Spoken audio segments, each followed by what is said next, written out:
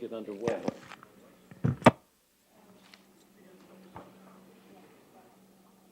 Okay. Well, thank you, everybody, for being here for this evening. The final board meeting for what would this year be? 2013, I guess? 2014, but we started, yeah, I guess we did start. So this is the final board meeting, but welcome to the regular board meeting of the Board of Directors for Wednesday, March 26th, 2014. Thank you, everybody, for being here tonight.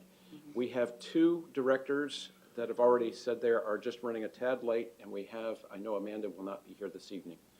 So let me begin just by saying thank you, everybody, for being here. We've got a rather packed agenda.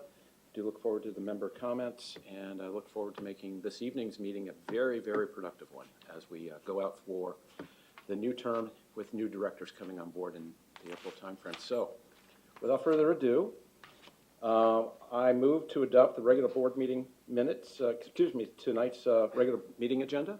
Second. Richard seconded. All those in favor, please signify by stating aye. Aye.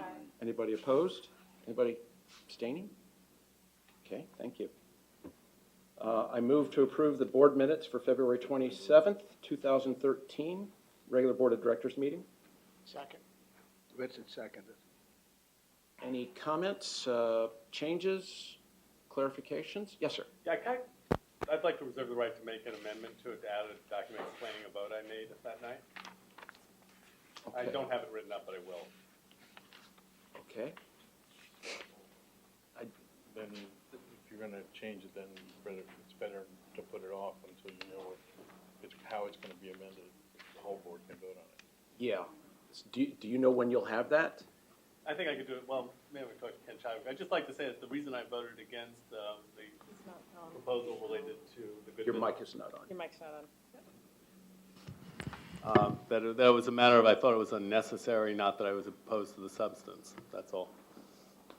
Okay, so we can make. And you just want to make a note on that particular item as to why you abstained or voted against. You voted against. I voted against. Voted against. Against. And bear with us, and Sabrina, do you have those meeting minutes up? Okay. And if we could, once you have that written, if you could write it so the board directors could hear what that amendment specifically is. Again. Thank you.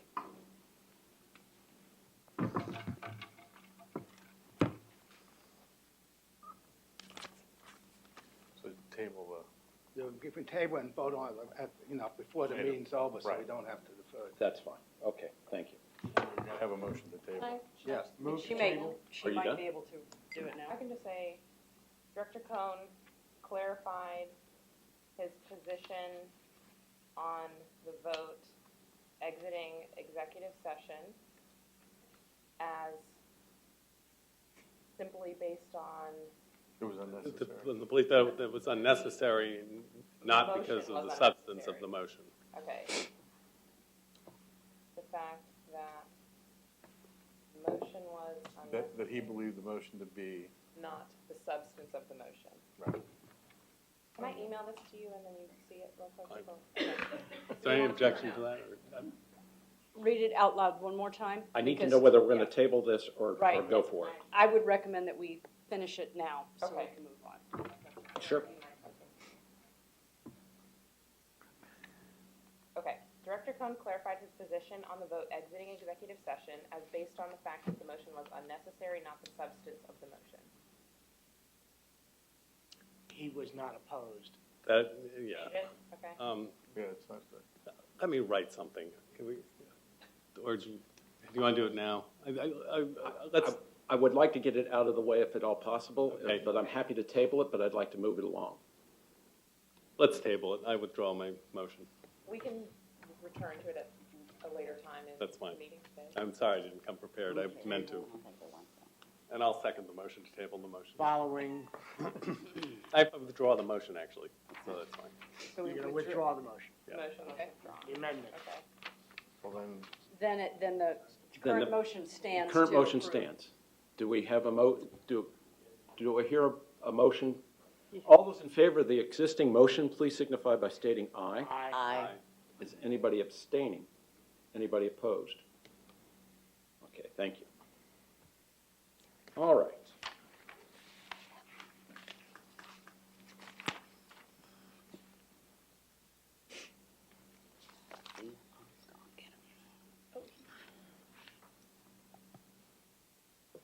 He's gonna look for them.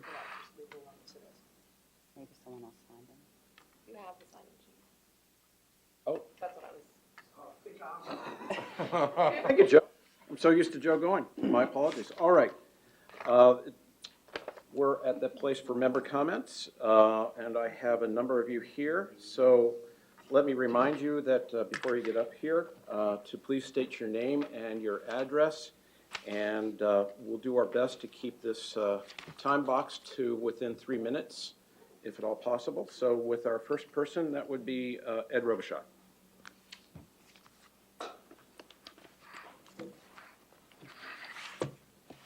Ed Robichaud, 11026B, representing the election committee. Just to give you an update on our progress, as you know, we had an outage over last weekend for approximately 48 hours. Online voting is back. Doesn't seem, we picked up on Monday, Tuesday, so it's hard to know how many potential votes we may have lost, but I suspect not so many.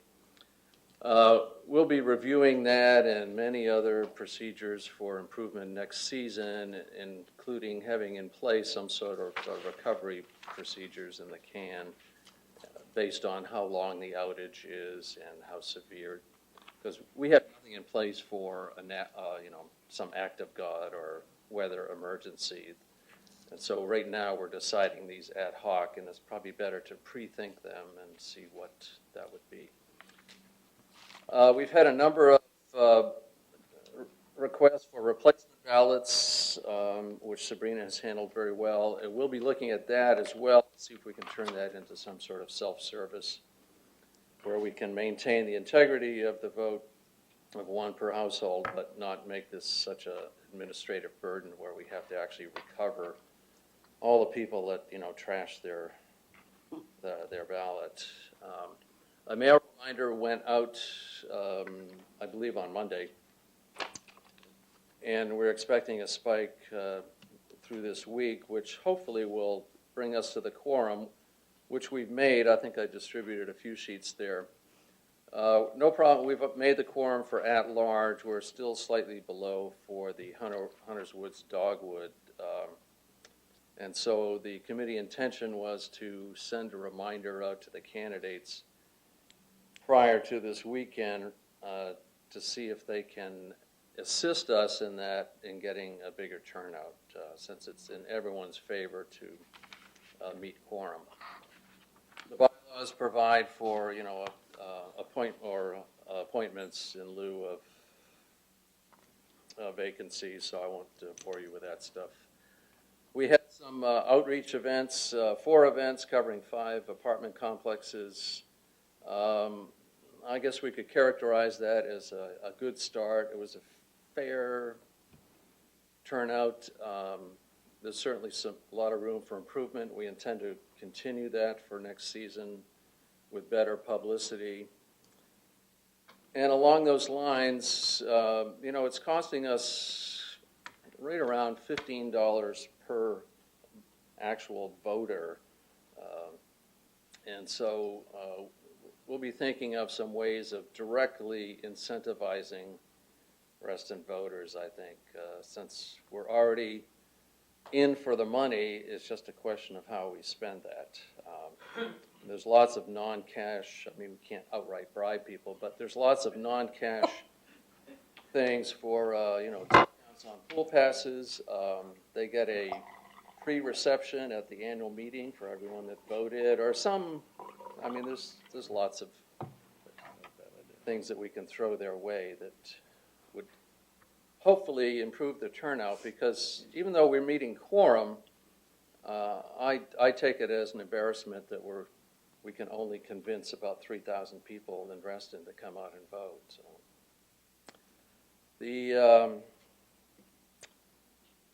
let's see, along with the outreach events, next year we intend to cover the village centers as well as the apartment complexes. This was our first try around. The apartment turnout is still low, and that's why we targeted them to begin with. They're hovering just under 3%. And so it's really an awareness issue of getting the word out that residents can vote, not only property owners.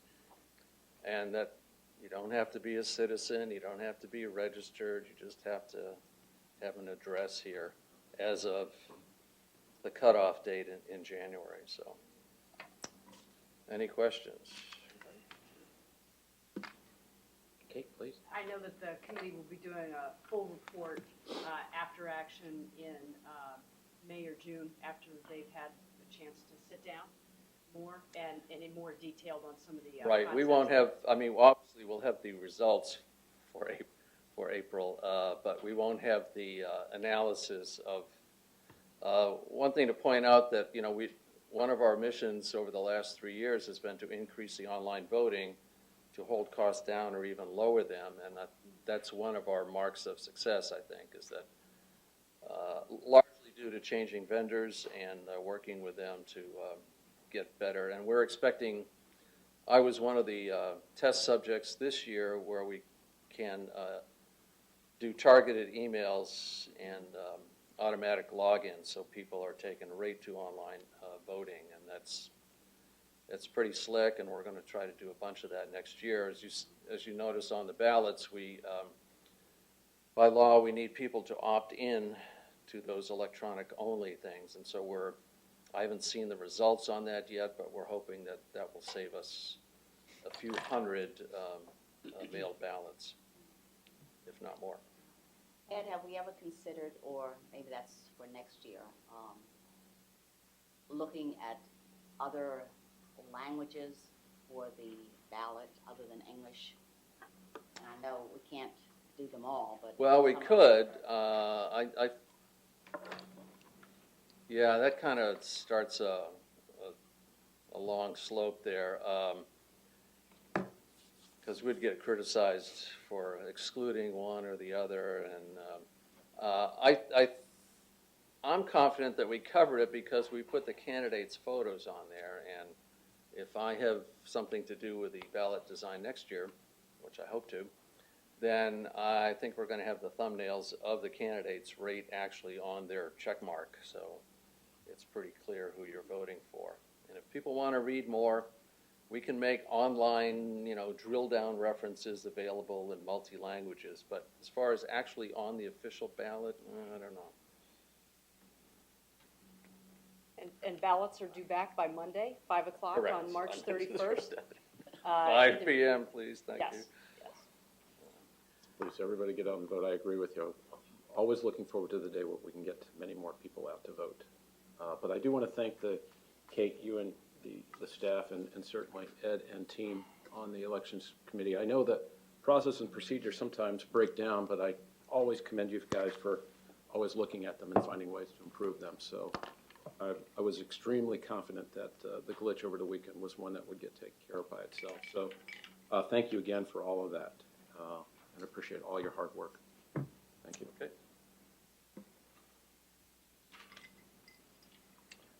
Next is on our list is Jerry Valois.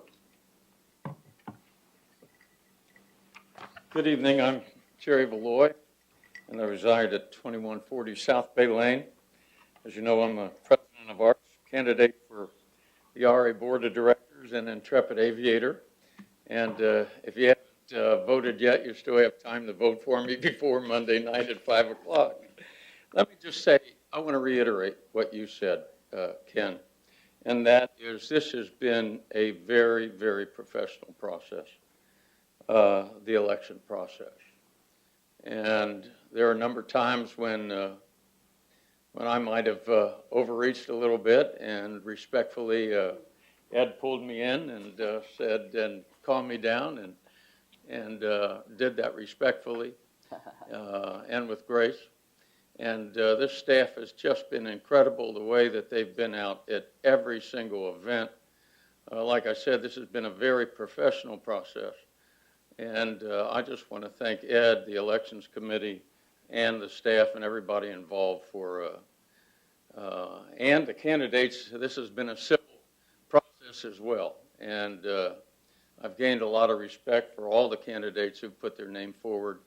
And I think you should feel blessed with whomever finally wins election to the board. They're all a bunch of really super people. I also wanted to tell you that one thing I've learned as a candidate is that there are a lot of important issues in our community that this community is looking to you for leadership on, and I know you'll provide that leadership. And one of those, I think, came up at the candidate forum, and that's the issue of the redevelopment of Barron Cameron Park. That was one of the major issues that was discussed during the forum. And I just want to remind you that tomorrow evening there is a briefing by the Park Authority at Buzz Aldrin School at 7 p.m. On the redevelopment of Barron Cameron Park to include the possibility of a new recreation center sited there. And I encourage everybody to attend. That's an important issue for our members, and I think we should show up and make sure that we understand where the Park Authority is and what their plans are. And thank you very much for your time. Thank you, sir. Next is Fran Bastris.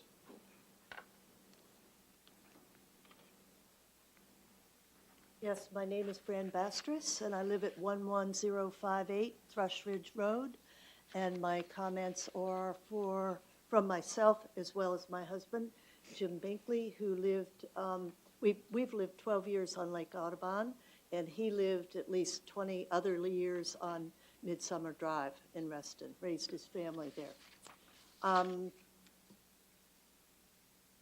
It's our understanding that the Reston Board has made the decision to commercialize the Reston Lakes, and RA staff is implementing this. It's understood that Lake Ann is Reston's symbol as the first developed lake in Reston. It is historic in several ways. It's surrounded by commercial property. It attracts people by vendors, the farm women's market, the farm market, I lived in Bethesda before, and various events. This is not the same for Lake Audubon, which is a residential lake community. Lake Audubon residents have paid their RA dues for many years to support the lake, and they've managed their cluster properties so as to support the pristine quality of the lake. But unfortunately, at least some of us have been treated very aggressively by RA for boats being slightly larger than some interpretations of the criteria. And that involved many, many hearings, and we were only a little bit longer. It wasn't only our boat, it was, I think, 6 other boat owners as well. And Larry Butler is very aware of this. Furthermore, Lake Audubon residents observe the rules of the official RA signs that say, for example, quote, ramp for RA members only. Given the considerable boats we see fishing very close to our property, practically in our backyard, we doubt that RA enforces this rule or the one related to fishing. If RA is making an exception for commercial activities, they should change the criteria and the signs should be revised to reflect this. However, with commercialization, the lake becomes more crowded and noisy, and we're already noticing this. The problem is that non-resident activities disrupt the natural environment, the beauty, the tranquility, and the property values in which our cluster residents have invested over the past decades. Every aspect of this blatant and crass commercialization undermines all the things that brought us to Reston, and we have worked hard to promote, maintain, and support. We, along with others, are very concerned and upset about this trend toward commercialization on Lake Audubon. And I realize the current thing has been scaled down, but that's the tip of the iceberg. What would be next year, and the next year? The RA board and staff need to keep the commercial activities at Lake Ann where it is appropriately supported by activities, tradition, and infrastructure. Thank you. I hope you take this into consideration. Thank you very much. Next is Rick Thompson.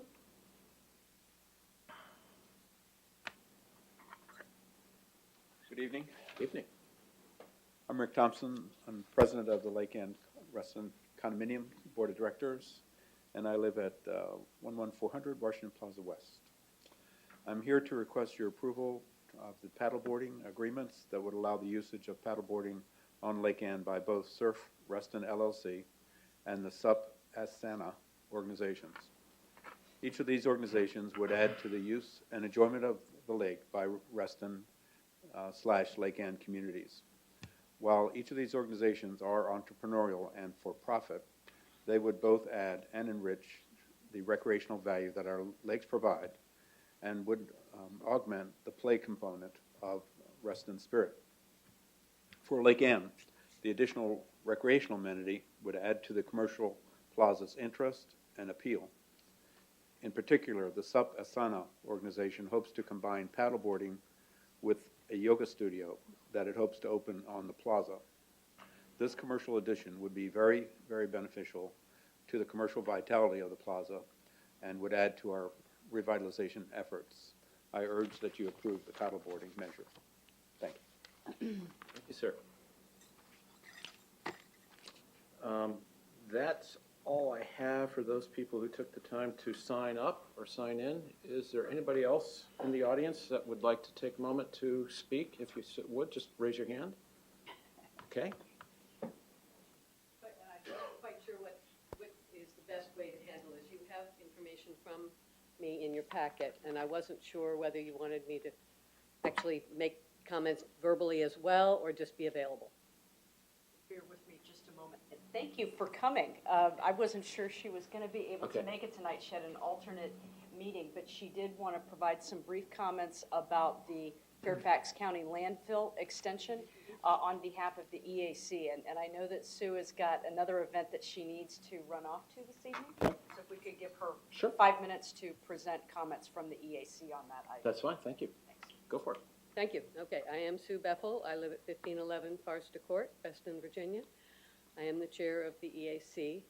I am speaking on behalf of myself with comments from other people from the board, from the committee, because we really didn't have the time to have an open meeting with advanced publicity and so forth, which would allow us to actually take a position on any of the issue.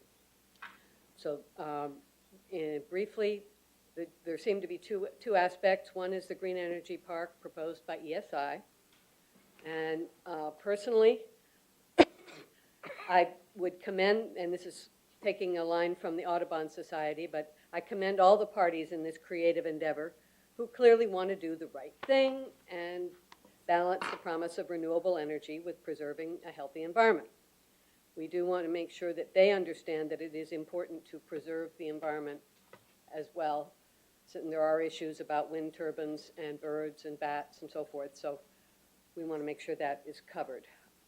Other members of the committee commented on the need for an environmental impact statement, or at least an environmental assessment of the proposal. They felt it really hadn't been worked through. Others wanted to know where was the recycling going to happen, if some of the kinds of recycling is going to be stopped, who's going to pick that up. Could this be a shorter period? What happens if the park isn't constructed by 2040? There were a number of issues and questions that have been raised. There's concern for the credibility of the Environmental Solutions Organization, ESI, per se, and I'm not expert enough to really comment on that. We did have one person who said, I would support the park even if we didn't get anything out of it. Private funding of something the public could use is hard to turn down. On the dredged soils, that's where at least several of us had a feel for this, a little bit more at home and what we're knowledgeable about. We're aware that the Parks and Rec staff have over 30 years of researching and implementing one kind of solution or another for disposing of the sludge from the lakes. They've tried a variety of solutions, and I commend their initiative for supporting this landfill extension proposal, if only because it would significantly increase the available space for disposal of dredging material. So my main comment on this is that I would like to see Reston allowed to dispose of our dredged soils at the site at no cost, just as Lake Barcroft is allowed to do. Now, I want to make sure we get the right word. That was allow, not require. We're not being required to take our soils anywhere, but we would have this option to do. Thank you for the opportunity to make a comment. Thank you. Appreciate you taking the time. Anybody else? Yes, sir. Again, your name and address, please. My name is Dale Dunlop. I live at 2134 Owls Cove Lane. I live on Lake Audubon. I think I've lived on Lake Audubon longer than any other person. I moved there in 1984 onto the lake before there was a Lake Audubon. We had a stream that went down there. I would say I am in support of the board's proposal to put paddleboarding on Lake Audubon. I think living on Lake Audubon and seeing other people enjoying that lake is very important. It's not exclusive to the people who live there, but seeing other people enjoy it, I really get a joy out of it, and I support your proposal. Thank you, sir. Anybody else? Going once, going twice? Okay, thank you very much. If I may, I'll just take a moment now to see if my colleagues have anything to say for this evening. So, Joe, why don't we start with you? Okay, well, first I'd like to say I'm happy to be here, and also I like, Ed has left here, but I like the comments he made is that you do not have to be a United States citizen to vote in the election. Like if you can't vote in the president's election, you can vote in the RA election. I'm not so sure that the ballot made that clear. I would suggest that next year when we send out the ballot, we make it clear that if you're a resident of a member of the resident association, you do not have to be a citizen in order to vote. Because I know when I ran, which was many centuries ago, people were very happy to say that they could vote for me because they couldn't vote in any other election. Because they vote, a lot of people from Canada and stuff like that. So I think that's something. You're so bad. Canadians. So it's very nice, that people can vote in the resident association election and not be eligible to vote for the presidential election. So now it's Eve's turn to talk. Thank you, Joe. Happy to be here as always. I do want to say, this is our last board meeting together in this formation. I'm sorry that Amanda's not here. But I want to say, first of all, what a privilege it has been.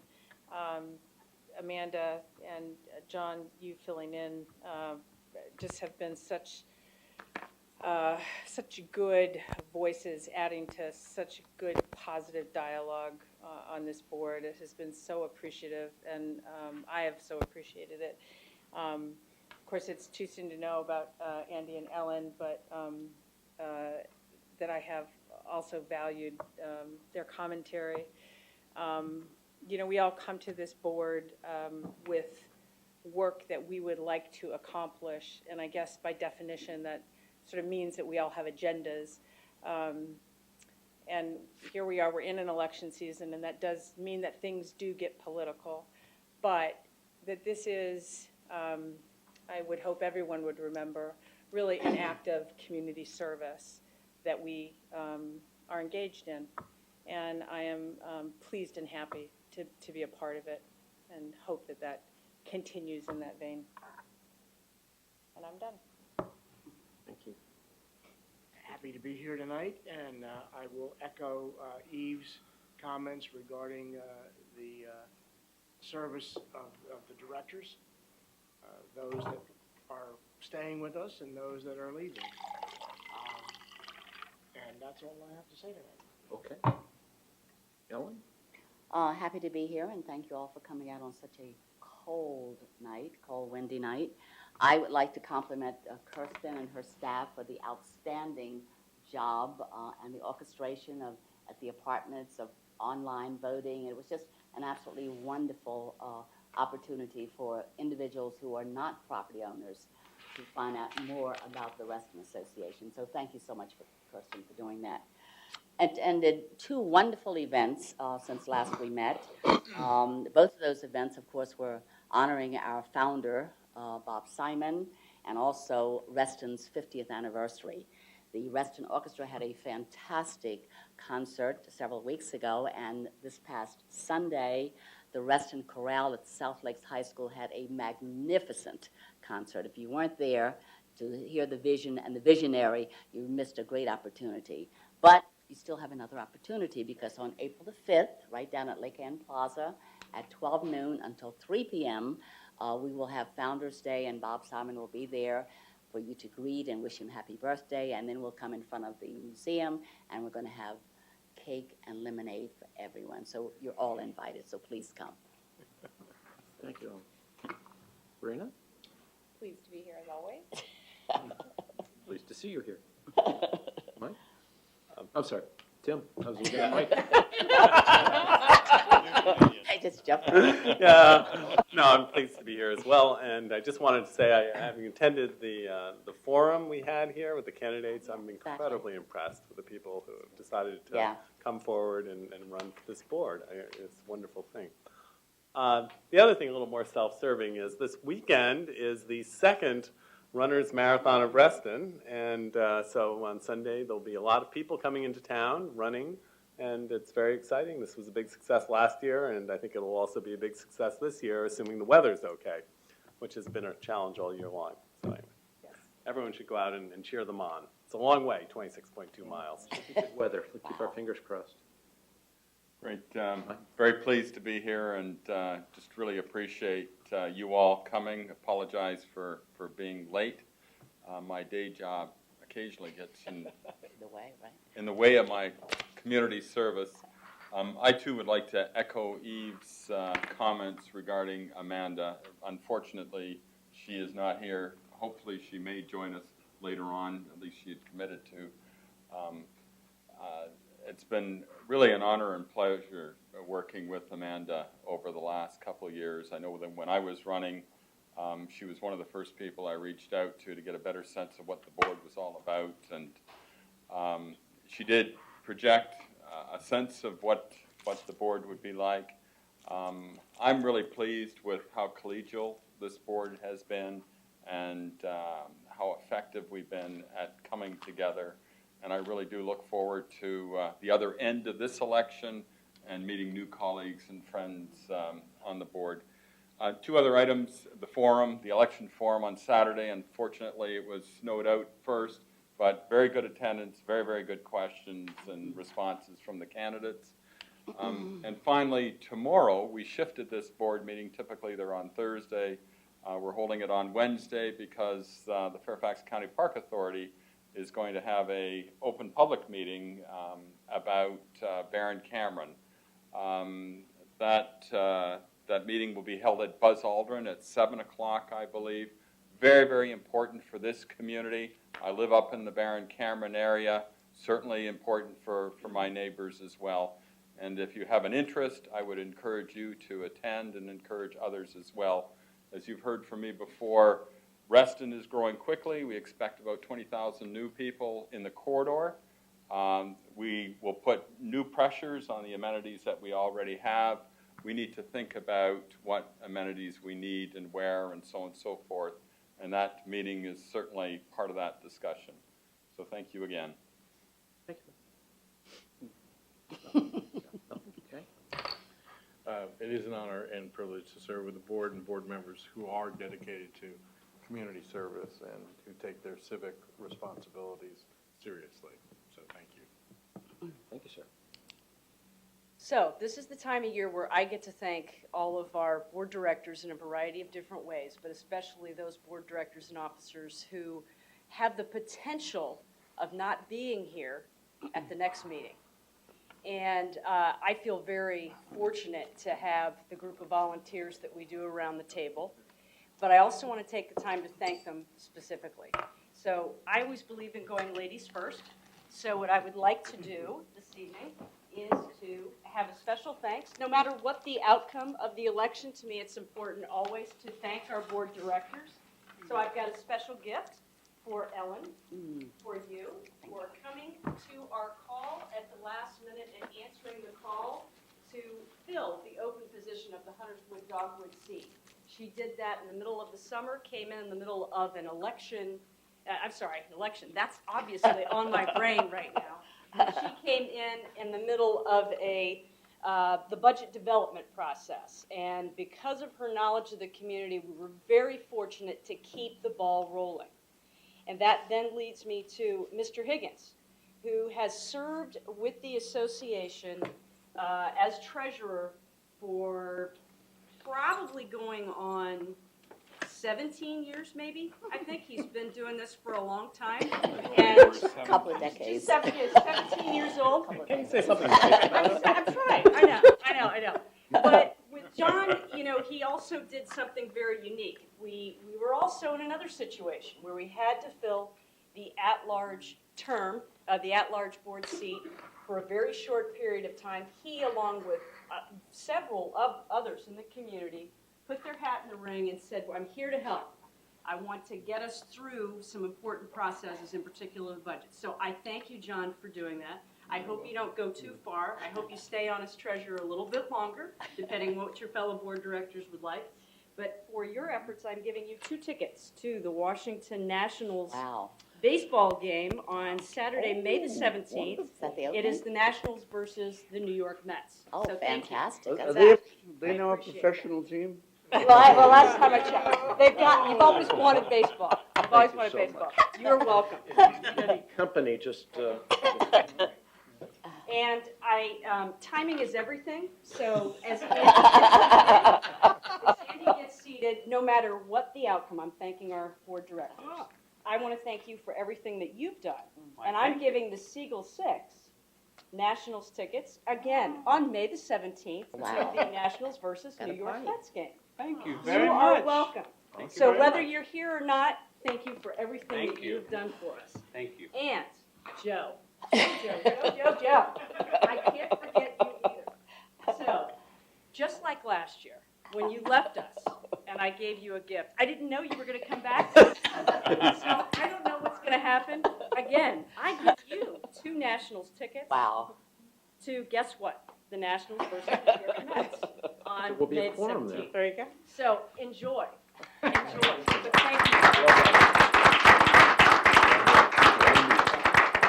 And I do have something special for Amanda.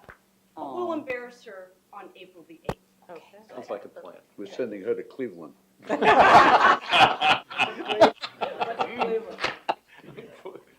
the Rocky Road Museum. That's a good place to go. Andy, you want to take a second? You have anything to share? Now that you've come in and just been yes. wowed by all of this? Again, thank you very much. I guess I'll just say, if I win the election, I'm jazzed up and ready to go for 3 more years. If I don't win the election, I just want to say it's been a privilege to sit here at the table with all of you serving our community. And I thank you for the opportunity. So thanks very much. Thank you, Andy. Thank you. Thank you. Thank you, everybody.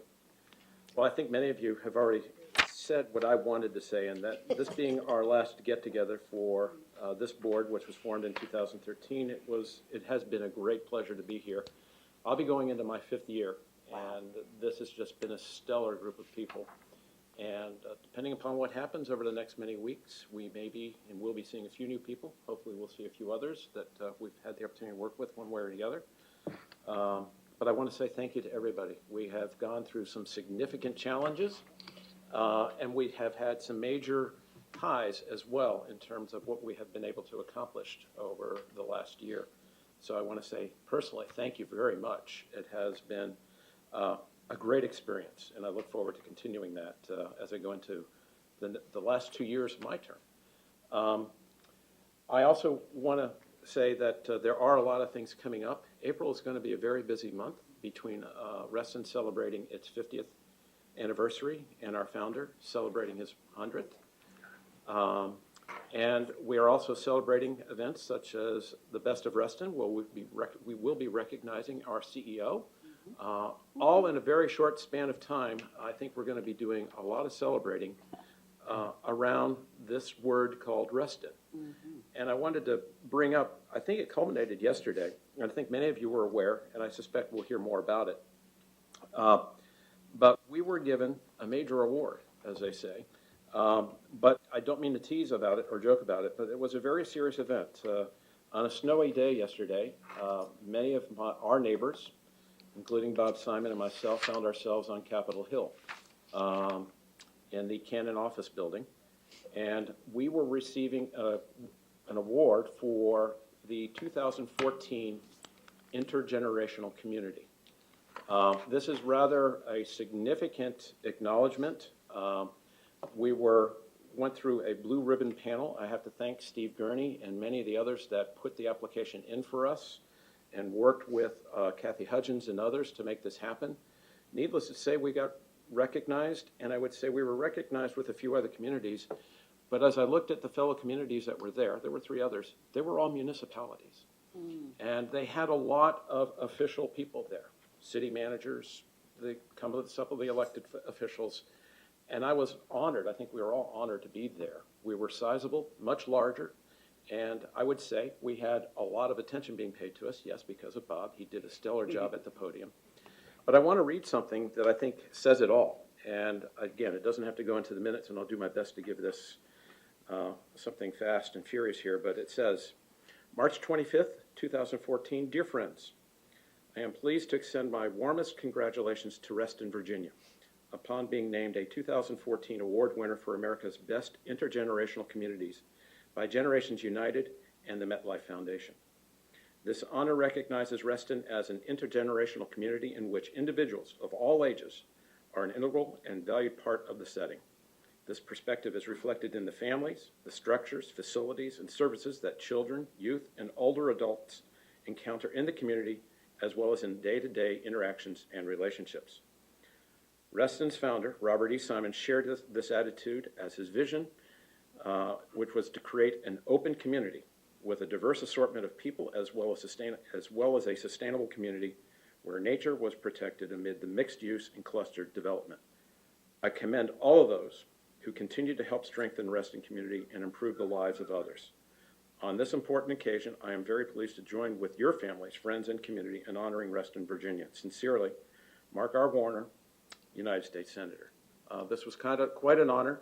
I will say Bob did a great job, but I think what hit it all was there was an age difference between the Reston kids there and Bob being there of at least an age gap of 90 plus years in terms of what was being truly demonstrated in front of everybody in terms of being an intergenerational community. So I think we all have something to be very proud of in that. So everybody give yourself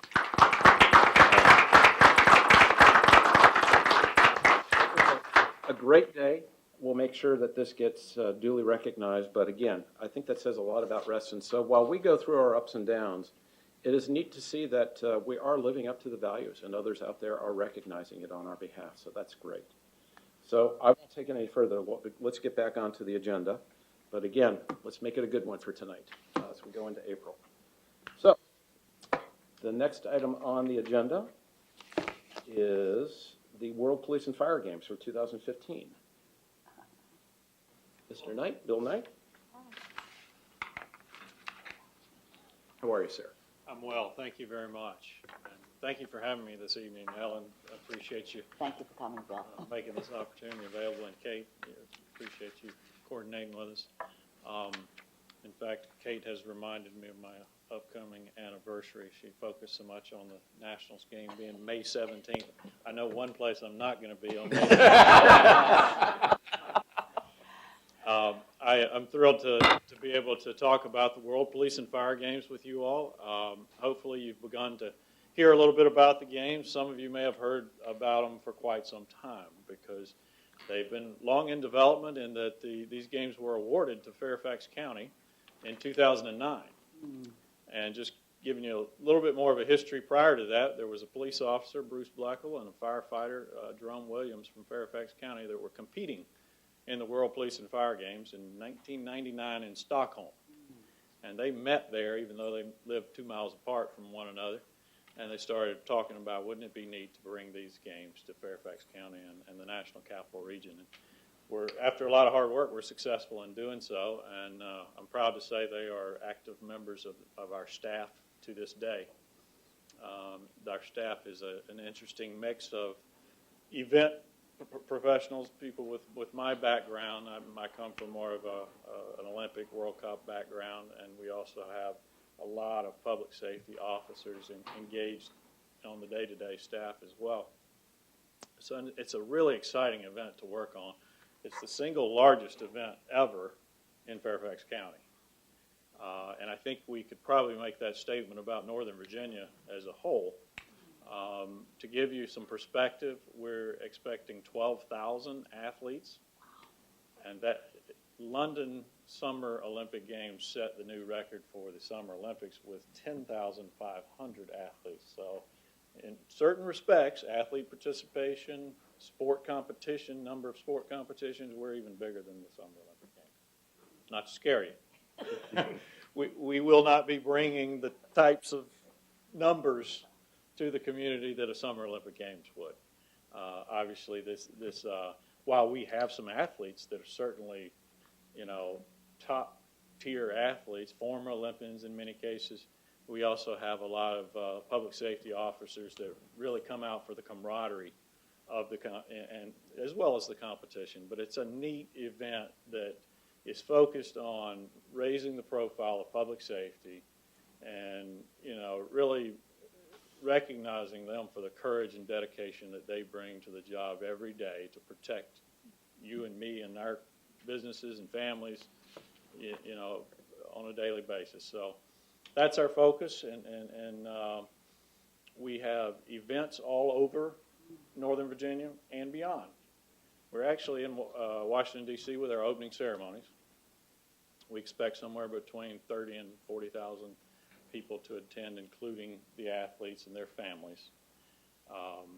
Generally, the athlete will bring maybe 2 friends and family members with them, so the total number of games family visitors is in that neighborhood of 30,000. But opening ceremonies is planned for RFK Stadium, June 26th, 2015. And the games span over 10 days, so the closing ceremonies is actually July 5th at Wolf Trap.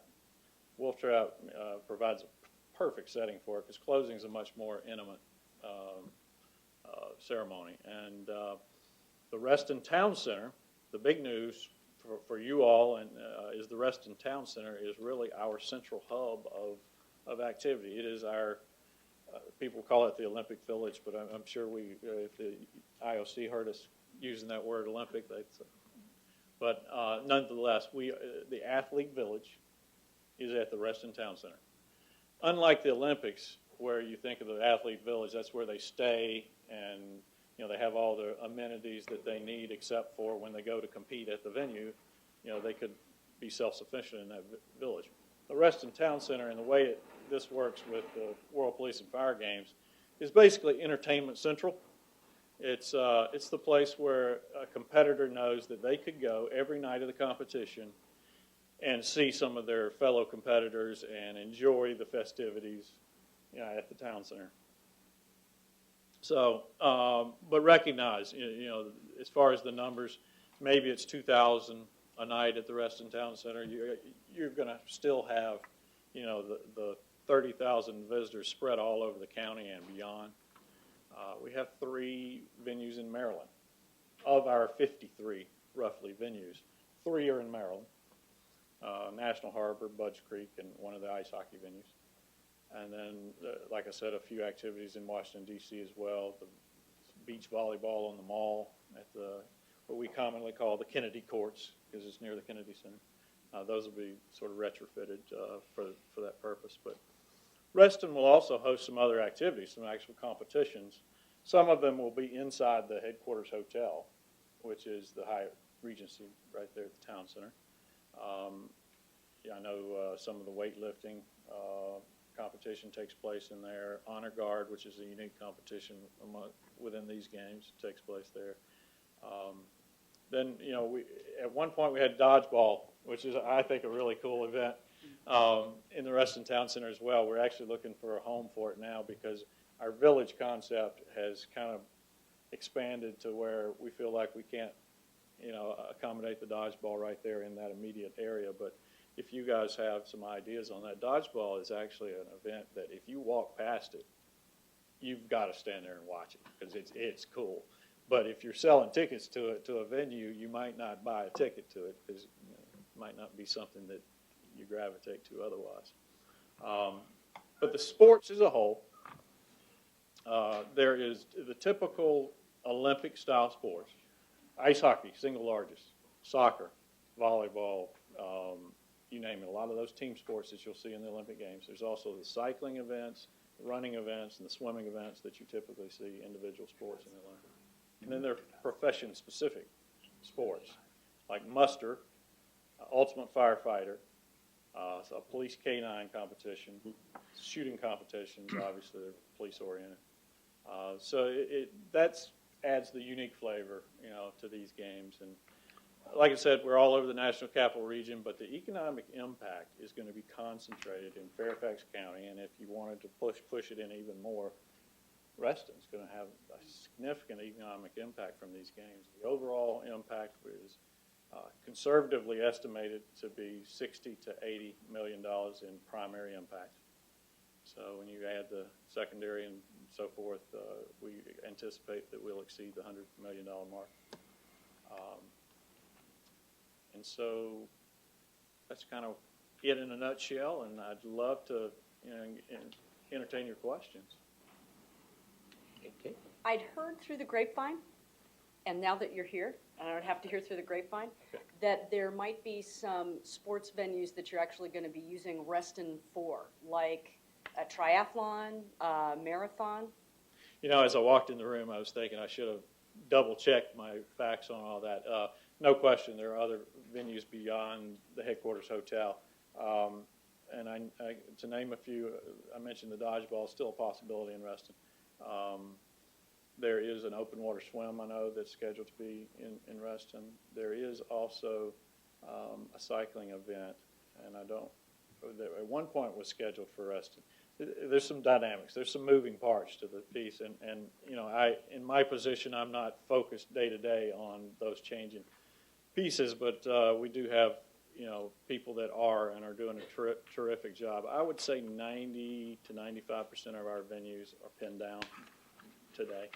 There's probably 4 or 5 sports that could be moved around a little bit based on what we find. In fact, the federation who owns this event is the California Police Athletic Federation. Started this event 30 years ago. This will be the 30th anniversary.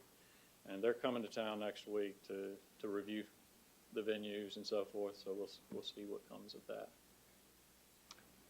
I think this is fantastic for Reston, for Fairfax County. I like the fact that it's bringing revenues from outside. You can take a look at taxes and all the rest of it.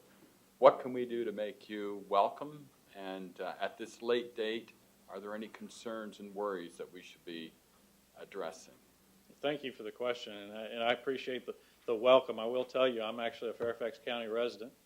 I was an old Reston resident back in 1991 in a previous job, and then I moved away and have moved back. But nonetheless, welcoming these public safety heroes from around the world is what we're here to do. And there are absolutely some things that, and I want to revisit this now that I know this organization is here and can be a resource for us. But you talk about challenges, transportation.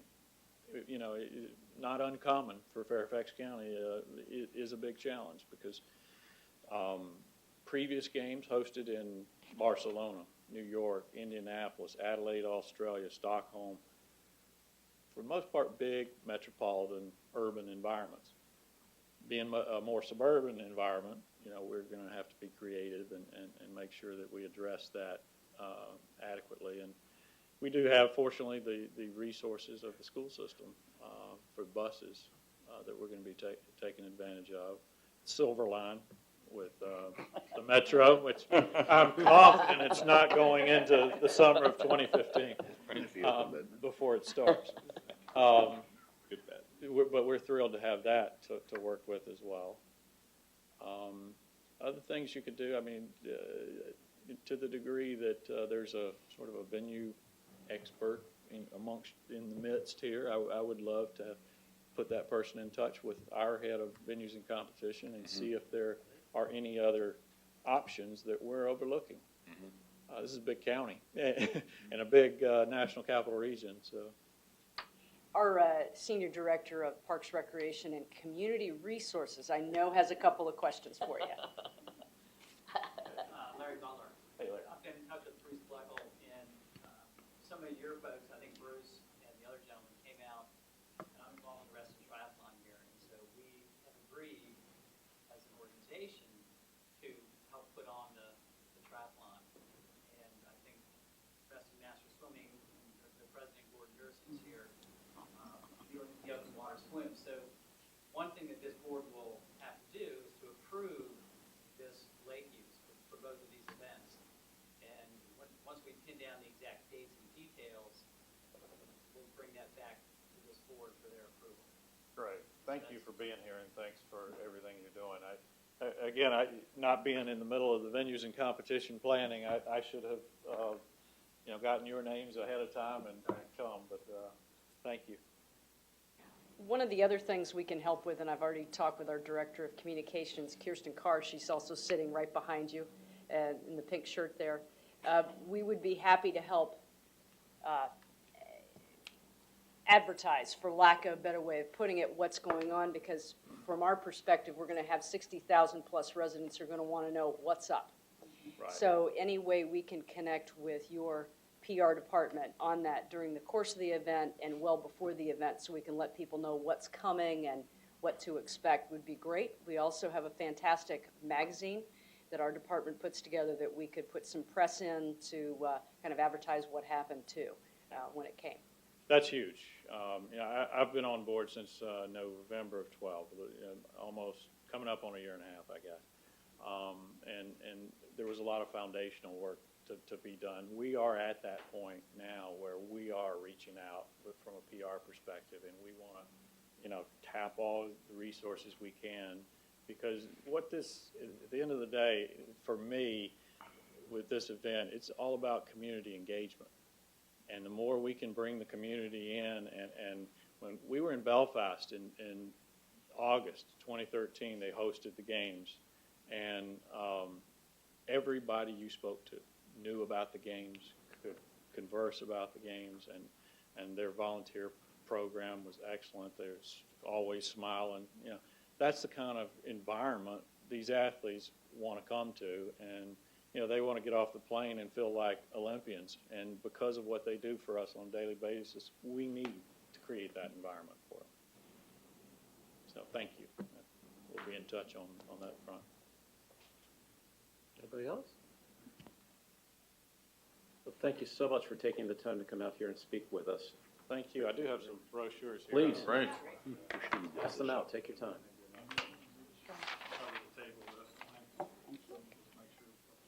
We look forward to staying close with you. We have their shining their shoes and hugging them and handing out candy, doing everything we can for these guys.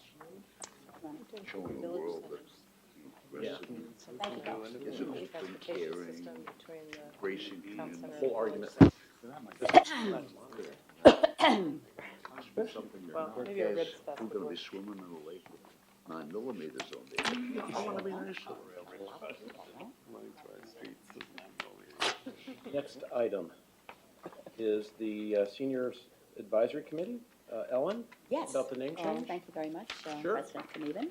I'd like to make a motion to approve the request of the Seniors Advisory Committee to change the committee's name to 55 Plus Advisory Committee.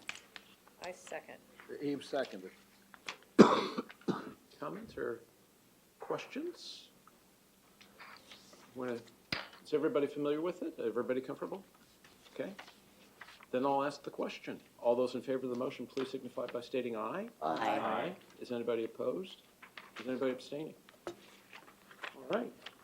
Thank you. Thank you, Ellen. All right, the next item is the Fairfax County landfill extension. Larry and Conrad? That's okay? Hello, sir. I was greeting Bill out there. You have before you information, and I think we had sent out to the board information on the proposal that Enviro Solutions has that Sue referenced in her comments earlier. And Conrad Meehan from Enviro Solutions is here, and what I want to do is have him discuss with you the project. I know that it's a relatively controversial project. It's not in Reston. It's in South County, down by Lorton. But the one benefit that it could reap for us, whether the board takes a position or not, is not unlike what Lake Barcroft has, which is the ability to deposit sediment dredged from their lake at that facility at no cost. And as many of you know, and as Sue referenced in her comments, we have struggled in every dredging project we've done since the mid-'80s in finding a disposal site. Right. We built a soccer field at Barron Cameron Park with Reston land. We co-opted on that years and years ago. We redid one of our ball fields up at Freetown. Didn't work out very well because it was like a bunch of cow pies in the field. So we've tried a lot of different things. And our big dredging operations, where we're talking 5 to 10, sometimes 20,000 cubic yards if we do multiple lakes in a year, we've been fortunate enough to identify sites out in Loudoun County. I love that. That's where the open land was, and we found landowners who were willing to let us put it there. We paid for the engineering and a tipping fee. Those properties are being developed, and they're fewer and far away. And so, the option of potentially having a place for us to take our sediment in the future is a real concern, for those of us managing the lakes. This came about, Nikki Beleza, our watershed manager, was contacted, and I actually knew Conrad from back when I was working in Ashburn Village. And so I invited him here to come and just give you a brief background on it, and if you have questions for him. You do have a motion with respect to the dredge materials in your packet. So with that, I'd invite Conrad to come up.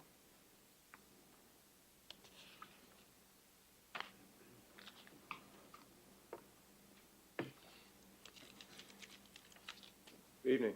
Evening. Thanks for letting me talk to you tonight. Conrad Meehan with Enviro Solutions, or a medium-sized company based out of Manassas. We're primarily Northern Virginia and DC and Baltimore. The project that Larry referenced relates to a construction debris landfill down in the Lorton area. It's located just across the road from the Covanta waste-to-energy plant and the county's closed landfill and its ash landfill. It's bordered on the other side by I-95, and some of you may recognize it when you drive south on 95 just before the Occoquan Bridge. There's a large mountain on the right side as you go by. That's us. This is a site that accepts construction debris, so it really doesn't have an odor to it.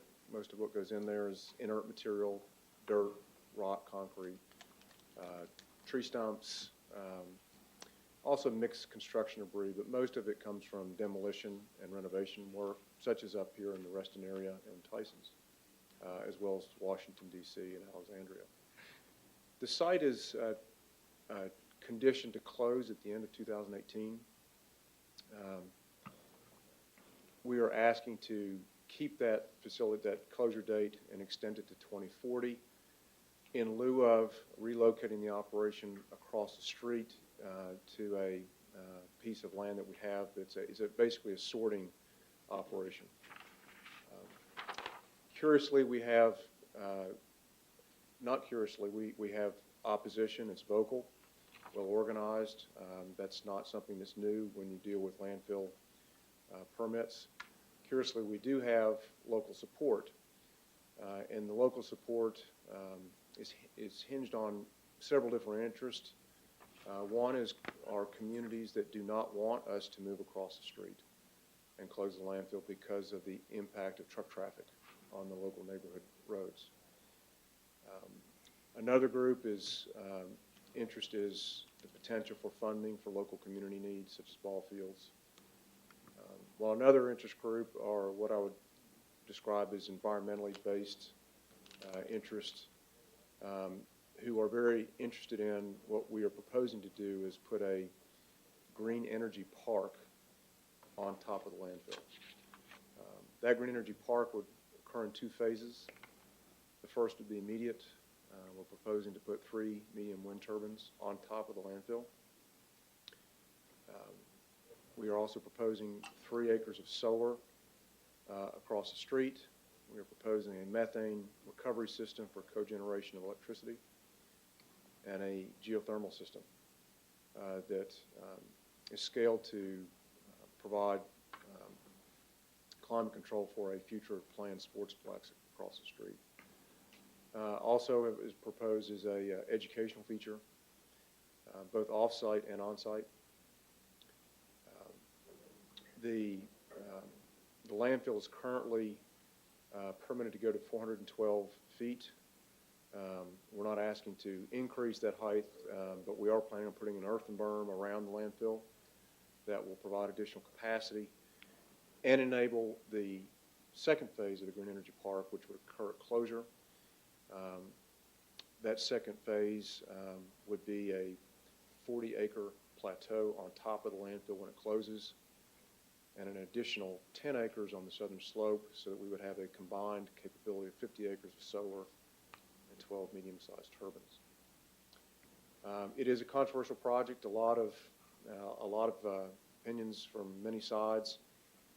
It's reached into being a county-wide issue for a couple of major reasons. The first being the additional capacity that would be enabled by this application would address the county's and the region's construction needs for the long term.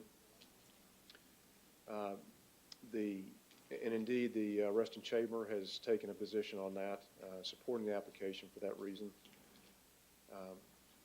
The second, what I call county-wide and region-wide interest, is indeed the environmental aspect. The application's Green Energy Park addresses and manifests the county's environmental goals, specifically the Cook County's initiative in the reduction of greenhouse gases and renewable energy. It also would be a major component of the Board of Supervisors' planned Green Energy Triangle. That was a position the board took, I believe, in 2012, designating what I will call a triangular-shaped area down in Lorton that includes the county facilities and ours, that the board believed would be an ideal place to develop green energy on a large scale. The Reston, I call the Reston link, so to speak, as Larry mentioned, has to do with dredge soils. Several years ago, we were approached, I'd say informally, by some people from the Lake Barcroft Watershed Improvement District. Long story short, we learned that they were running out of places to deposit their dredge soils. They actually have quite a bit. At the time, they had a need for about 35,000 tons of capacity. And they explained to us that they had their sources where they were taking this locally had dried up, and they were going to be forced to truck it down to Central Virginia. So they were going to have to pay the tip fee at a landfill in Central Virginia, plus the trucking cost to get it down there. They asked us if we would consider designating part of our capacity, set it aside for dredge soils. We, at the time, were actually amending the permit for the landfill back in 2006. And we ended up working with them and including a condition in the permit by which Lake Barcroft has the right to, for free of charge, ship its dredge soils to our site. Since that time, we've seen gradually an increasing number of watershed facilities that express the same concern. And I think it's because Northern Virginia is developing, and there's just not the open space that used to exist where you could go to an open field and dump dredge soils. I've known Larry for quite a long time. We served together on a dredge soil task force several years ago. I think it was 2009 or 2010. And I can't remember how, but we networked on this particular issue, we're trying to amend the permit again, and he had explained to me that indeed the Resident Association also has a need for a possible source for depositing its dredge soils in the future. We would have the capacity to handle an additional 20,000 tons per year of dredge soil over and above Barcroft. And with that, I'll close and see if there are any questions. Thank you for a great explanation. Anybody have any questions? Please, Mike. Unrelated. Reason we have to dispose of dredge material is because the lakes are silting. This is probably more of a question for Larry than you. What is it that we can do to try to reduce that load? Well, it's land use practices, in part. One of the things that we've done that I think will substantially reduce that load is the stream restoration. Not all the streams above our lakes have been done, particularly above Lake Ann. Those remain to be done. And then also the redevelopment activities. A lot of Reston was developed before any stormwater codes. So we are getting some, we'll get some, oddly enough, benefit from some of this redevelopment, and that they're going to be required to manage the most erosive storms, which is the 1 and 2 year storms. Mm-hmm. And so we'll have to manage those on site, which we don't have. But road sands, leaves, trash, and just general topsoil. People have shaded yards that were once all grass. There's topsoil running off that, and it's going downhill. A lot of that is ignored. So, I mean, it's going to continue. We hope, we feel pretty certain that at least in those areas where the stream restoration has occurred, it will slow down. We'll never stop it completely, but it will slow down. But there are other areas where that hasn't happened. So there will always be a need, I foresee, for having a place to put dredge soils. The cost annually is roughly? We can maybe do a bunch of calculations. Since we don't dredge every year, We're talking about 10,000, 50,000. well, if I had to annualize it, I mean, we did spend $750,000 one year. We moved 20,000 yards from 3 lakes. And that's when we had a site in Loudoun County. Mm-hmm. So yeah, probably 40,000 a year, roughly, if you analyze that. We, like I said, we do it once every 4 or 5 years. We'll do a large dredging. Sure. Okay. Larry, when is the next planned dredging taking place? Just to give the board an idea about. Lake Ann next year. So we're actually looking for a disposal site right now. We Okay. commenced that work. Permitting often takes a lot of time. Yep. Yeah, I'm just curious. I mean, what is the sort of largest concern about putting dredging in a landfill? The primary concern is, how wet it is. You can't have a sludge or slurry, so to speak. It can be wet, but it's a factor of how wet can it be. That's the first concern. The second are to make sure there are no pollutants in it that are not permitted for that type of a landfill. The dredge soil that we accept now has to be tested, but we've never had any hits, anything that would be of any concern. So really for us, the primary concern has been the moisture content. And we've, in 2012, we did a couple pilots with the county stormwater department. Basically, they brought in a slurry type material, which we couldn't take, and then they did another project where it was more of a mud cake, which was fine. Those are the primary concerns. And we test ours as well. I mean, when we put it on a private property owner, we do a TCLP test, which is kind of the standard. Is it considered hazardous or not? And we've never had one fail. Anything else? Thank you. Thank you, sir. All right, so there is a motion. And if I may, then I'll read the board motion unless there are any other comments or whatever. Okay. Move to direct staff to send a letter to Supervisor Hudgens requesting that if the application by Enviro Solutions is approved by the County Board of Supervisors, language be included in the agreement providing Reston Association with the right to free disposal of lake dredged materials. Second. Vincent, second. Comments? Questions? I'll ask the question. Can you do that? I'm sorry? I was kind of asking aside to council, but I'll ask everyone. The question is, can the county do that? Can they instruct by approval that a private firm confer a benefit on another private entity? I mean, that strikes me as extra legal, but I'm not a lawyer. I guess the question would become, how did Lake Barcroft get? Right, that's what I was gonna say. Yeah, the precedent's There's been a set. special relationship between Lake Barcroft and the Right, county. and the WID and all that kind of stuff. I'm aware of that. Okay, I'm just. It's still Sorry. worship. Okay. So, Counselor, for the viewing audience, so is that is to get John's question answered, is that a possibility? Can the county put that into an agreement? The county can do whatever it wants to do. The reality is that as long as the Virginia Assembly has allowed them to have that power. John raises a good point in that the Lake Barcroft area, after the flood back in, or the hurricane back in 1972, imposed what is known as a watershed improvement district over Lake Barcroft.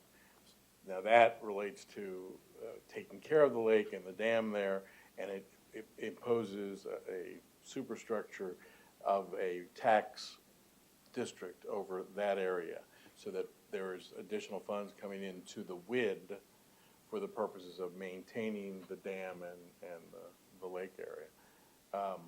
But the way I understood the situation was that Lake Barcroft itself was given that authority. Lake Barcroft does own the lake, but to dispose of their waste. So I think that there is that possibility. It never hurts to ask. We can always get no. I guess, let them work it through. It was more of our expectations that I was concerned about. Larry? Conrad just let me know, also, Lorton Station is an HOA that also has that written into the permit, not just the Watershed Improvement District at Barcroft. So it's not just it's a permit that allows them to do that. Right. So another way of asking this question, is there any harm in putting forward this motion? Is there any downside? I don't see any. None, as far as I'm concerned, on behalf of the association, no. The letter from Sue Bethel says that there's no concern, that the EAC has not actually discussed it, right? Correct. That's what she put forward this evening, that they hadn't had a full discussion on it. You know, the general sense is we're not necessarily taking a position on whether the landfill should be extended at all, but if for any reason it is, we would like to be able to dispose of our lake dredging materials there. We'd like to be on that special list. Yes. Not the bus, but the list, right? Well, then I'll ask the question. All those in favor of the motion as read, please signify by stating aye.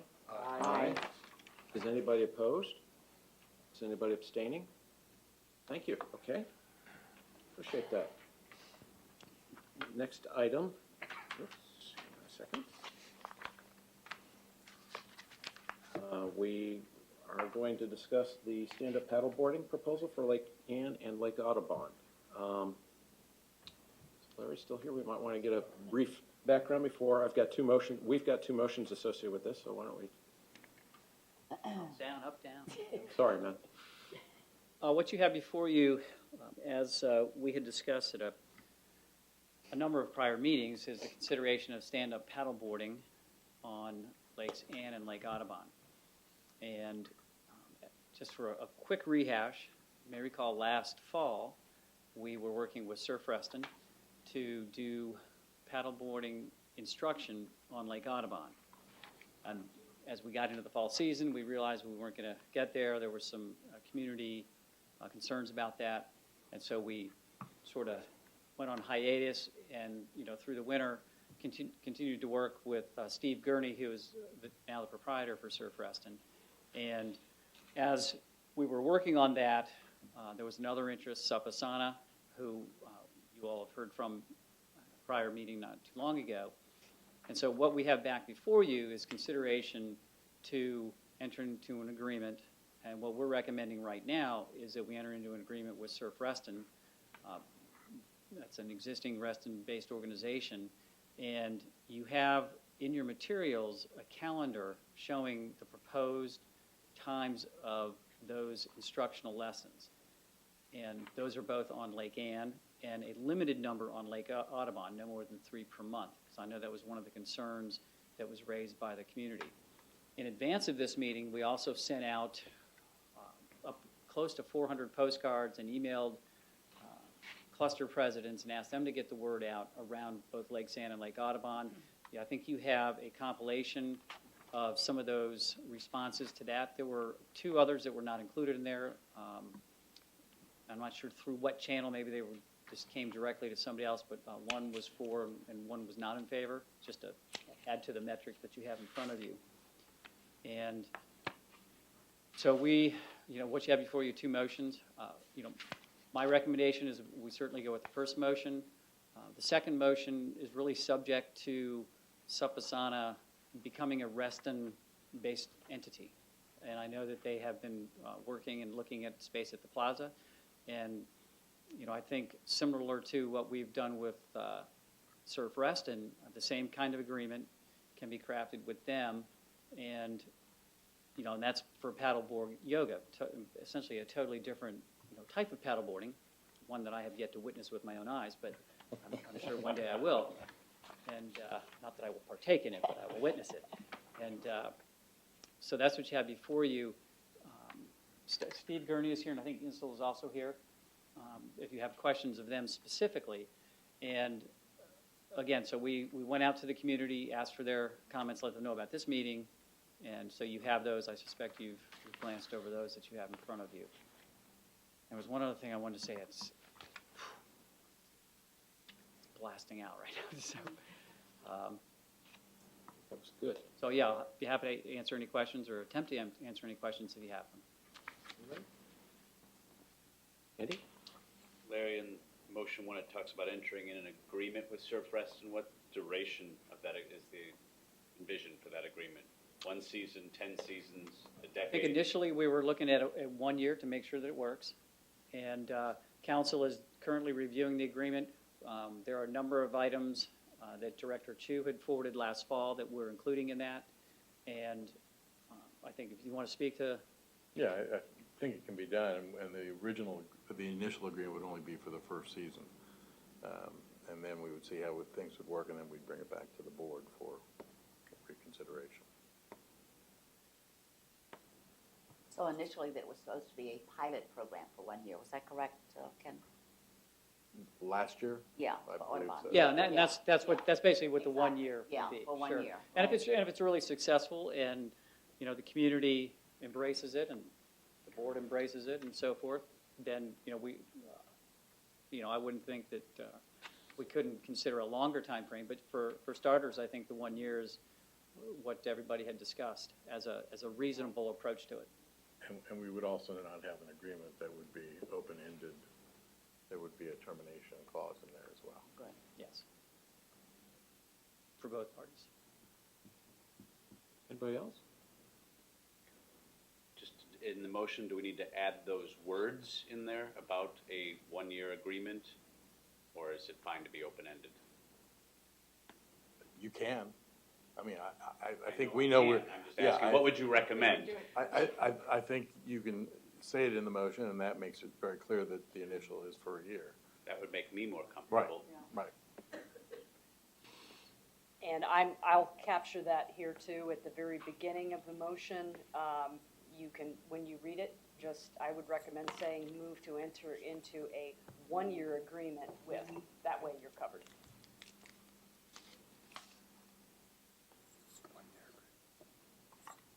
Anybody else? Once it's been moved, will we have a discussion, or are we having the discussion first? We're discussing now before I read the motion. I can if you want, though. No, I'm just curious. I wanted at the appropriate point. What I wanted to say was, this being probably my last vote on the board, I want to get it right. But for me, it's a tough one. It's tough in the sense that I think the paddleboarding proposals are kind of a neat idea, and I'd like to see it happen. I'm concerned a bit that the board hasn't really convinced me or demonstrated to me as a member, as well as a director, that we have a process for considering proposals like this. What is the basis for voting yes? Because we like paddleboarding? Because we want to see more people on the lakes? Are we voting yes because there's a potential revenue source here? What are the criteria when the next company or group of individuals comes to us and wants to use our lake or our natural areas or our ball fields? Once we've allocated the time on the lakes, when the next company comes along and says, we too would like to give lessons, what is our criteria? And I haven't heard that discussion. Nonetheless, I intend to vote in favor of the motion. We heard overwhelming support in a survey from 25 1,000ths of our members. Wow. But those who have expressed an opinion kind of like the idea of using the Reston Lakes. I think my personal opinion is if they were asked, do you like to see more people using the lakes? And once you've learned to paddleboard, I presume you'll paddleboard at home. Because non-residents are not supposed to be using our lakes. So where will they be paddleboarding? I mean, the whole thing has a lot of questions for me. But at the end of the day, I sense from the community and from the board, let's give this a one-year try. And I'm prepared to say yeah. But I'd ask the board in the next year to think about, how do we deal with this in the future? That's where I'm coming from. Thank you. Larry, what measures do we have in place to prevent a non-resident, if I want to bring my paddleboard down the lake and I want to paddle across the lake? I mean, Staff. So the staff will be there. Stop by, they look for stickers. I mean, I do it whenever I'm on my bike, or I run by there a lot of weekends. If I see a suspect boat, I'll go up and have a chat with them. And that's what I've asked my staff to do. And we're not there every weekend. Right. I will tell you that years ago, we had a seasonal staff member. And some of you may know this guy named Bruce Butler, who, when he was a teacher and didn't have to work year-round, actually was a seasonal down there for a couple of weeks when the guy we had, was going on vacation. And he did do some fishing, I will tell you, because he is a fishing maniac. But we used to have such a problem with people getting into the lake, diving off the spillways and things like that, that we had, constant monitors.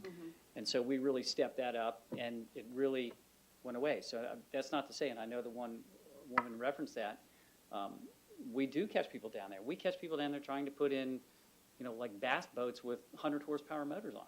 And they say, boat ramp, I'm going to put in there. No. And what we also ask is that our residents who live near there, Thrush Ridge and other places, call us. Let us know, because we have an emergency response number, and if we've got somebody nearby, we'll send them over there, and we'll have that conversation and get them the heck out of there. Eve? Yeah. And I'll go. I really think that that there's two things. Was a non-Reston person, I think, if you live outside of the community, obviously you're at risk for being, caught. And if you are a Reston resident, you have the right to use any of our lakes in an appropriate manner. In a paddleboard, we have, I guess, already decided is an appropriate manner. If you can stay on the board for the vast majority of the time, it's considered appropriate. So I am certainly sensitive to the neighbors, our neighbors who are concerned about, I guess, too much use, but I'm also equally sensitive to lake residents versus Reston residents. We cannot create the illusion that our lakes are not for all of Reston. that's not a good, that's, I think we have to be really careful how we phrase that.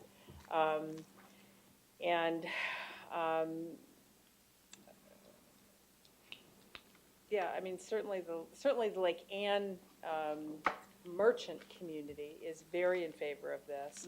And I think a good deal of the Lake Ann residential community is in favor of it as well. There are some concerns. There's concerns about conflicts, Thursday night conflicts, I guess, or whatever, where you have the concerts and the boats and stuff like that. But I think that the lake is large enough, that people will figure it out. And if it's not, then the ventures will not be successful.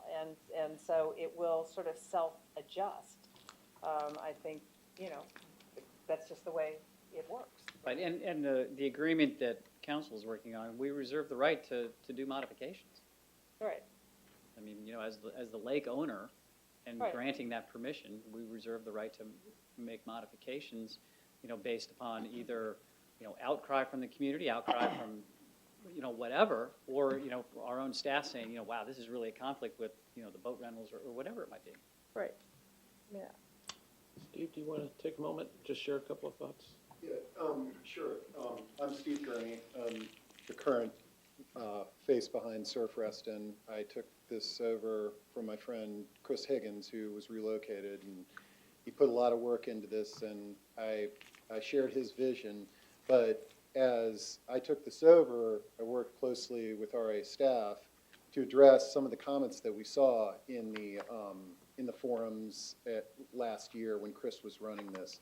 And a couple of things that I wanted to address as far as permits is that, I look at that as one of the responsibilities of this usage, is that not only when we're there conducting lessons, it's a great opportunity for us to see boats that are on the boat ramp that don't have the proper Reston sticker on it. In addition, a lot of the comments related to people visiting the lake, fishing, doing activities and not cleaning up after themselves and things of that nature. And so one of the opportunities that we have when we're giving these lessons is to teach people, number one, the proper way to paddleboard, which it's not that difficult, but there is a process to it. But what we can also preach is the way that we treat these lakes in Reston, and encourage people that if you see trash, if you see a fishing line in the trees, go pull it out and let's make this a great place. I'm not really used to being in Reston issues that are this polarizing. It's not a comfortable place for me. I am involved in a lot of initiatives related to aging in place, relating to bike to school. My kids go to school here. I'm involved in all the youth PTA and sports activities. Intergenerational community. Yeah, no, that too. And, the reason, Chris was a friend of mine. We're both snowboard instructors in the wintertime. And he shared this passion with me. And now that he's not here, I really feel like this is an opportunity for us to build a community of people that know how to paddleboard the right way and know how to do it responsibly in our community. And I guess, the cool thing is that this is a pilot project, is that you have the right to revoke it, that it's a short period of time. And so it's up to me to kind of prove that this is going to be viable for our community. And I totally understand that that could be revoked. I totally understand at the end of this evaluation period, it could be, hey, we tried it, but it's not appropriate, or we're going to modify it and make it more like the RA boat rentals or something like that. So I know I'm babbling here, but I wanted to just kind of state my case is that, and this is not a full-time job for me either. I mean, this is, I view this as just like I teach snowboard lessons in the winter. This is a great family activity for me and my family in the summer, and it's just basically a few days a week. Mike? Yeah, Steve, thank you for that impassioned statement, if you want. I am very supportive of any recreational amenities, if you want, programs that get our kids and others out and enjoying Reston. So I want to state that up front. What I heard from John, and I just wanted to correct, what are the criteria? And I don't think it's a criticism or detracting, but I think the criteria would be helpful so that we've got a framework to encourage and support and discourage others that are absolutely less desirable. I think that's the point. That's correct. Yeah, another element that I just also want to make clear, related to encouraging, is like, I never expected this to be an exclusive arrangement. Okay, you know, and when you look at the request that we made, it's basically 2 days a week at Lake Ann, very limited schedule at Lake Audubon. By design, the goal is, I told Larry, let's make this lower than what the existing kayak business is doing at Lake Audubon, because this is a test. You know, let's see how it goes. But I agree. I mean, that's a board dilemma, the criterion, and yeah. To get back to the criteria, because it is an excellent question, one of the things that Larry and I embarked on a couple of years ago with regard to the use of our common area, hard turf, was to put together a resolution for special event permitting. We can definitely take a look at that for lake use. I know council will probably agree that lake use is a little bit more dangerous than the use of our common area hardscape land. So we can look at that and see what we can do to establish a criteria for that.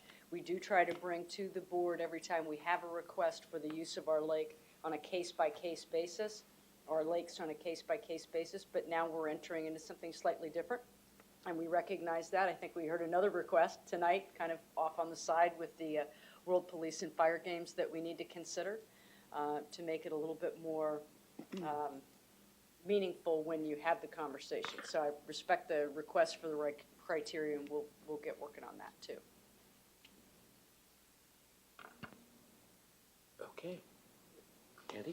So before we get on to the second motion then, could you just talk for a second about does it make more sense to do it now, pending the Asana getting the space, or does it make more sense to wait till after they've got it, or does it really one has to be before the other before to get the space? Okay, okay, understood. All right, then I'm going to read first motion. Move to enter into a one-year agreement with Surf Reston LLC as drafted by the association's legal counsel to use Lakes Ann and Audubon for stand-up paddleboard instruction, incorporating the proposed changes enumerated by the board in 2013. Item 1, requiring Surf Reston to have insurance naming Reston Association as additional insured in the amount recommended by RA's carrier. And item 2, delineating the revenue terms to be paid to Reston Association for the use of the lakes. Do I hear a second? Second. Andy seconded. Questions, comments? I'll ask the question. All those in favor of board motion 1 as read, please signify by stating aye. Aye. Aye. Those opposed? Anybody abstaining? All right. Board motion number 2, move to enter into an agreement with SUP Asana. Can I ask you to do the same one-year thing there, or no? Sure. And is there an issue about conditioned on? Yeah. Coming in. Right. Their acquisition. Right, yeah, I mean, just something for the board to think about. Insel's here to address, if you have questions specifically of him, they're looking at space down at Lake Ann Plaza, so they are not yet a Reston entity. So any motion would have to be pending either a contract, and it can be up to the board, contract or purchase or occupation of or whatever. But the question really then is, the precedent-setting piece here is, if you do it in advance of their becoming a Reston entity, and I know we're going to have that same discussion about the World Police and Fire Games, that's a little bit more grandiose thing. Just to be aware of that piece. I believe that is listed, though, in the motion, the It is in the pending motion. portion, Pending, yeah. in the latter half of the Yeah, motion. pending. Right, This- yeah. that This was- goes to kind of the question that I was raising. Neither entity is a member of the Reston Association. So whether a business is formed and resident within our boundaries, to us, that's almost irrelevant. So, we have kind of informally said, well, one condition is going to be, you have to be something, and I don't even know what that something is. You have to be registered to do business, licensed to do business in Reston? Do you have to have a post office box in Reston? Do you have to have, what is the connection we're looking for? Well, currently, the lake use policy adopted by this board a number of years ago is that it has to be a Reston-based organization. And so the board has to vote to not have it be a Reston-based organization. That's why I made the suggestion that before they become an owner of a place in Reston, that's just something for the board to think about, which will also be the same consideration when I get before this board, perhaps with Bill or somebody else from the World Police and Fire Games, to ask that they, as an entity, on behalf of Fairfax County, use the lake for the open water swim and the triathlon, as well as the pathways perhaps for the marathon, which I think they're maybe discussing with Reston runners. So I'm just bringing that up because that's I an hear you, I existing just don't lake use understand policy. it. Presumably, Reston, you have to have your world headquarters in Reston? Well, I mean, I think, obviously, I mean, you wouldn't want to say no to the Police and Fire Olympics because they're not a Reston-based organization. I mean, I think that, that would be a fairly obvious exception to make, Sure, and I can easily distinguish between one-time use and ongoing license. That's what we're granting, Absolutely, an ongoing yes. license to use the lake. That's different from the marathons and Right. triathlons and whatever you do in the water. I don't know what that is. But But if you purchase a business, or if you purchase a property in Reston, a commercial property, to run a business, obviously that's a Reston-based business. and honestly, I would have the same questions if it were not for profit. Oh, yeah. Just a group of people who wanted to do this. The profit motive isn't really what's driving. I'm just asking myself, what are our criteria for allowing license to use common property? Well, and this comes up all the time. I mean, we have the March of Dimes come, they want to use the pathways, or, various running groups want to run 5Ks. It happens routinely. I see a difference. Okay. That's all, just Yeah, me. I know, I agree. That's why I'm off the board. Anybody else?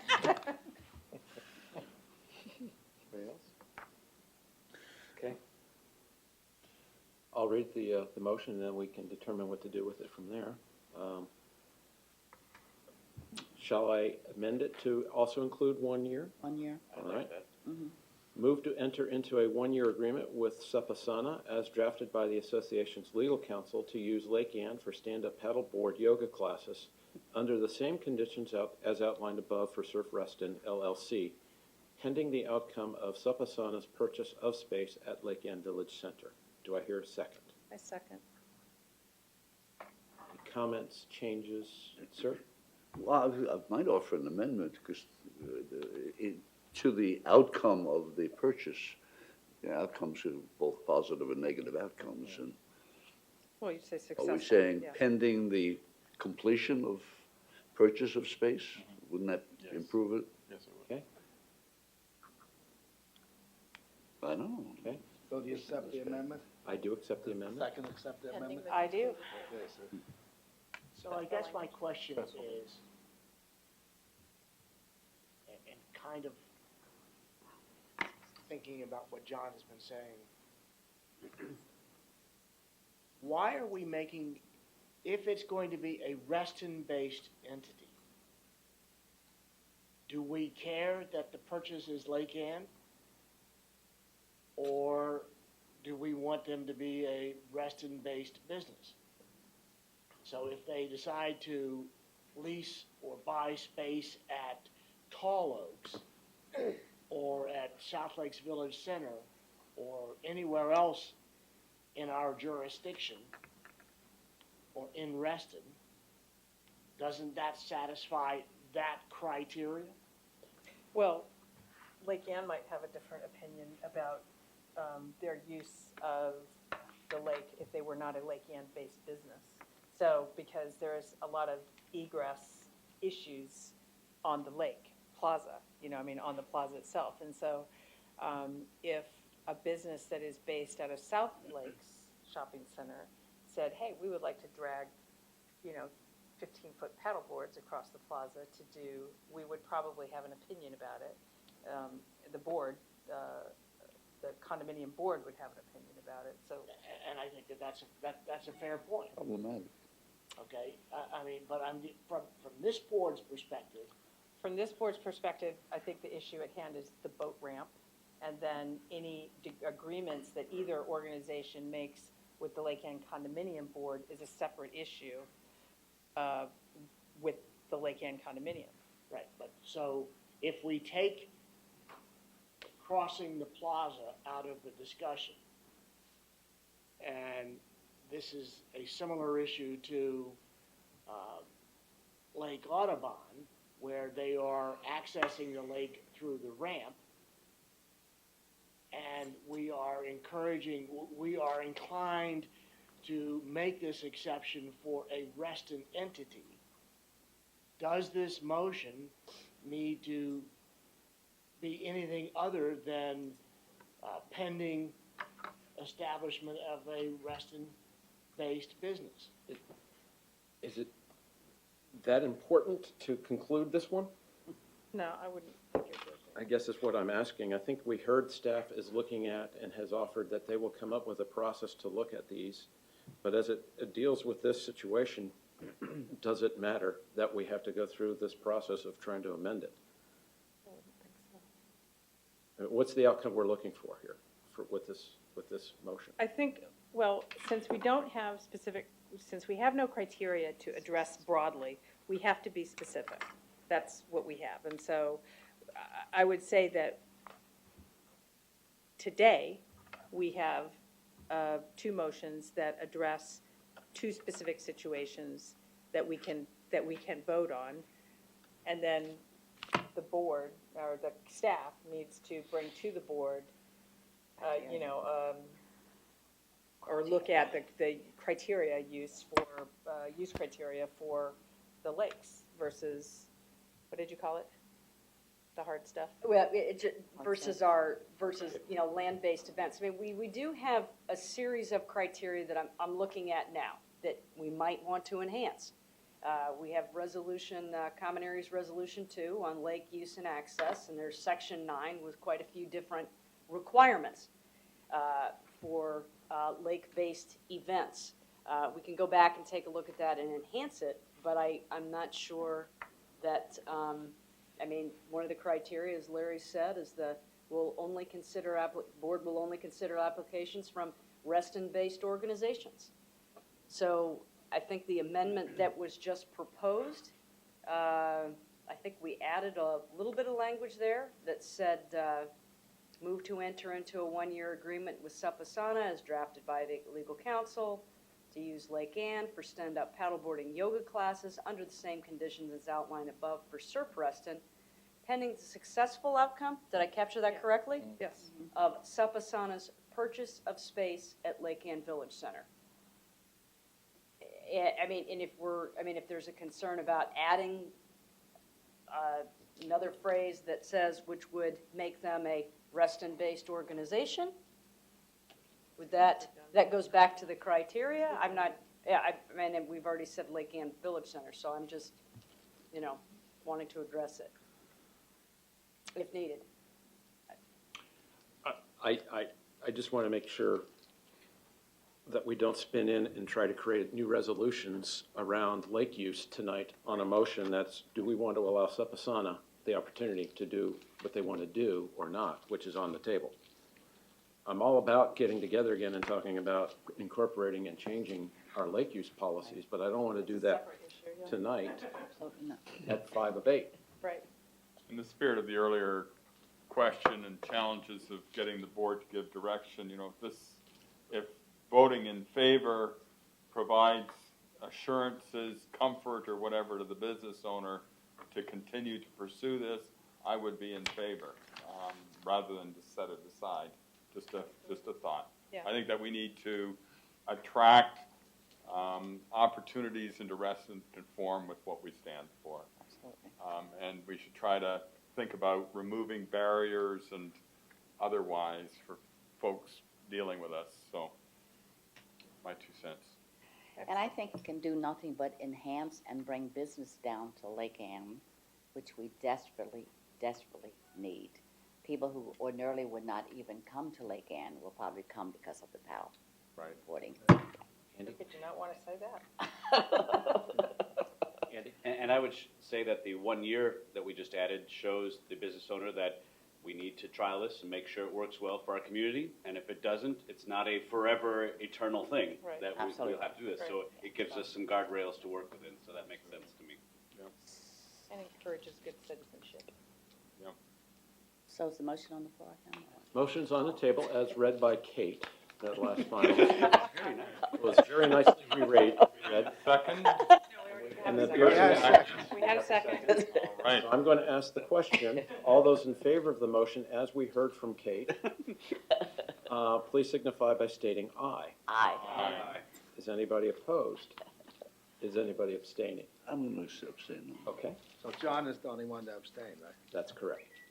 And Everyone for- else voted for it. Right, and it was Ken and Eve that originally made the motion. Right, That's I wonderful. know, that's what I have. Yes, thank you, yes. They also Thank you for the accepted clarification. amendment. Right. Okay. Moving right along here. All right, thank you, folks. Moving on to land use update. Russ? Ooh, Russ and John. Russ and John, all right. Good evening, Good Mr. evening. President. How are you, sir? Very well. This month, in your tracker, I've started, like I did last month, I started writing the actual changes in red, so it's easier for you to follow. The ones I wanted to highlight with you this evening are in the March 2014 report. And starting with the first one, the Lake Anne Fellowship House redevelopment. Last month, I reported that was submitted to the county. It has now been officially accepted by the county for review on March 14th. The second item, Reston Station development. The Comstock has submitted a comprehensive sign plan application on March 6th, which is part of their Reston Station development to introduce the signage that they would like to have for their new development. And just to refresh your memory as to what the Reston Station is featuring, it has a mix of uses totaling 1.5 million square feet of office, retail, restaurant, apartments, condos, and a hotel.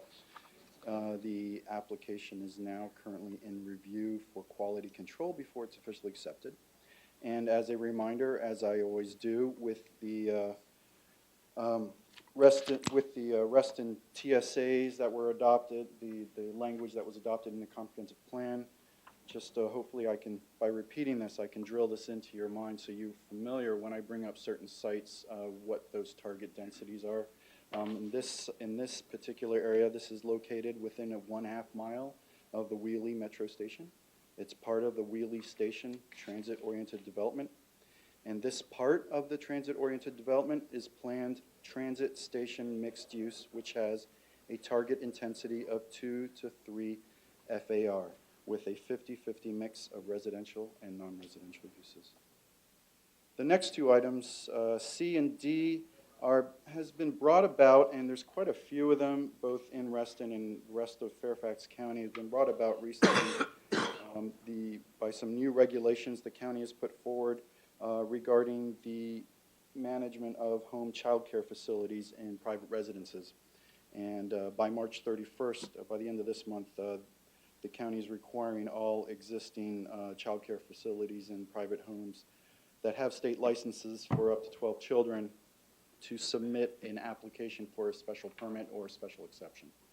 And there are 2 properties within the Reston area that have filed those applications, and that's C and D. Can we ask questions as you're going through this? Sure. why are they asking for licensing? Has something occurred? What's the motivation?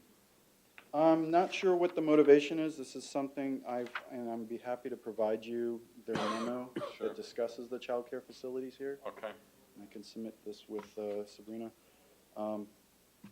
It details the types of permits or applications that are required if you desire to maintain 12 children in your home for child care.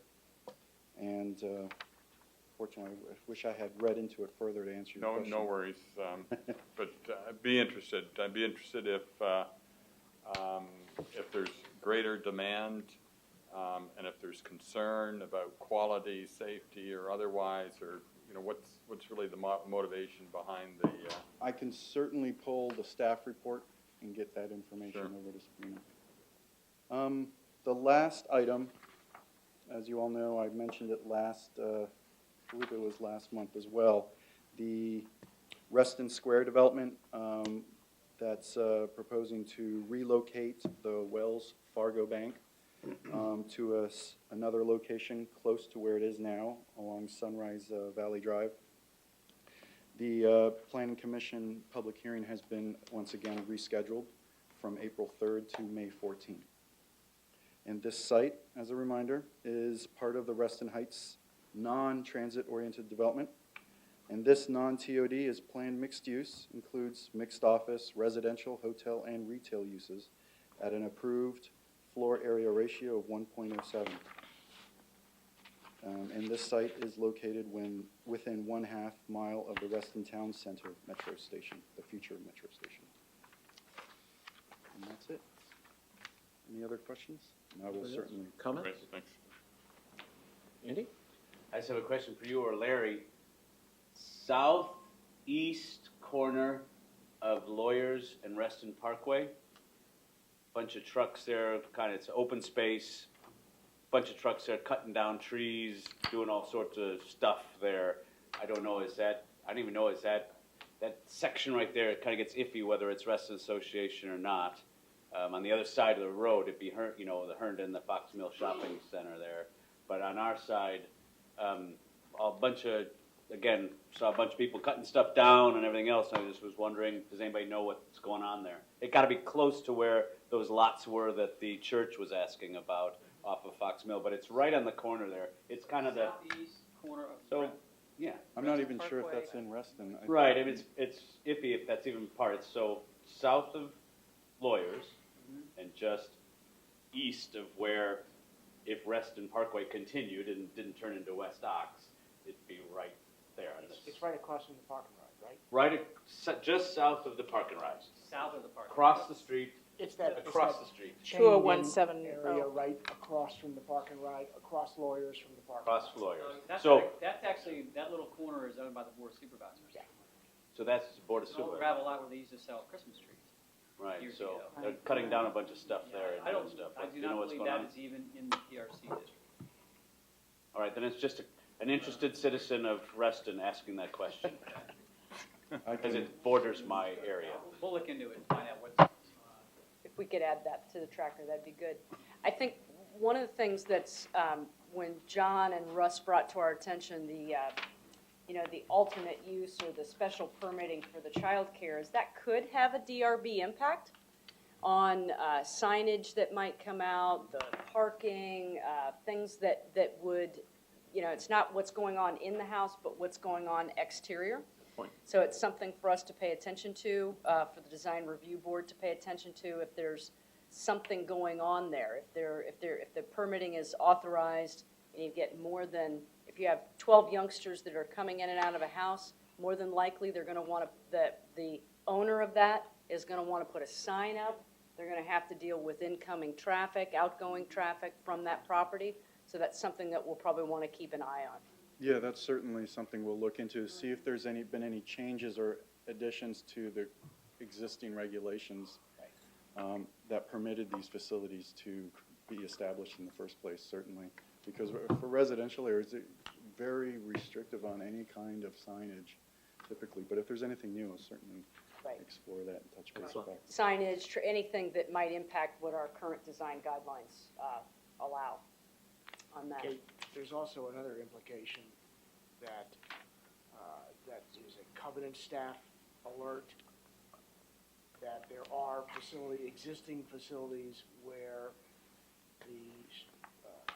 the home is taking a beating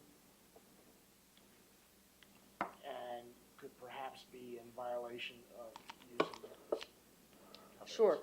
Okay, so we should probably try to identify those locations to make sure that they meet our standards. I don't know that I would single out a daycare center or a home-based daycare center. I mean, The problem is that while we pay particular attention to clusters and condos from a covenants perspective, single-family homes in the neighborhood, in the community, oftentimes are overlooked. And it's simply a resource issue. And I can tell you, there is at least one that I'm aware of that is in pretty bad shape. that's If that's also the a case- daycare center? Yes. Okay. Well, but I don't know that you can link those two things. Yeah, but if there is a property that needs some special attention that we need to pay attention to, definitely report that to our covenants team so that we can take a look at it. Yeah. That would be great. Okay, thank you, Russ. Yeah. The rest of the item is primarily an update for where we are with our redevelopment plan process. We're not this evening interested, and I say we because I'm talking about John and Larry are going to be providing you with some information tonight, but we're not necessarily interested in getting your approval on anything, but we do want to give you an update tonight on a process that's been underway since January the 15th of this year, and that is to establish a Reston Association development site plan review process to put RA in the mix along with some of the other community players. And it culminated, many of you here in the room participated in the January 15th kickoff meeting where we provided the board of directors, our committee leadership, including the design review board, they're not a committee, but an entity of the board of the Reston Association, and some of our committee leadership of the Environmental Advisory Committee, Transportation Advisory Committee, Pedestrian and Bicycling Advisory Committee, with an overview of a way that possibly Reston Association can have an earlier impact on development as it comes into Reston, not only in what we call PRC land, which is land that's already subject to the Reston Association deed, but also non-PRC properties. That was a very informative meeting, I hope, for the participants. We immediately went out to get feedback, not only from the committees to see what they thought, but we also had the opportunity to meet with county staff, the supervisor, as well as some developers to test out the review process that we want to put in place. And it's been a very productive sessions that we've had. We've been very busy. We came back to the table with the original group from January the 15th on March the 12th to see here's where we've been. And again, got some great feedback from our Reston Association leaders. Again, DRB, EAC, TAC, PBAC. We also have had the opportunity to test out what it's like to get comments, assemble them, and push them out to a developer. So you're going to get the opportunity to see what that looks like tonight.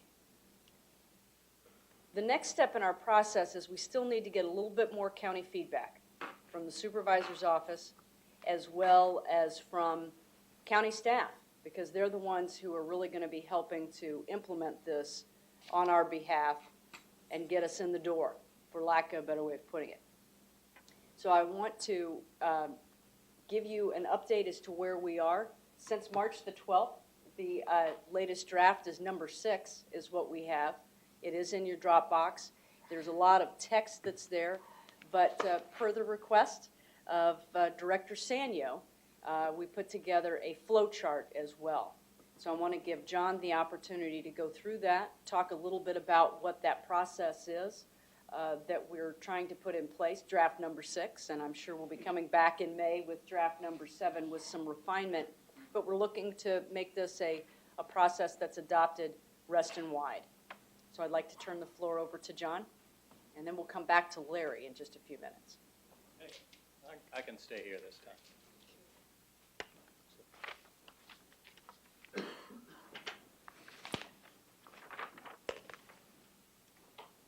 Thank you.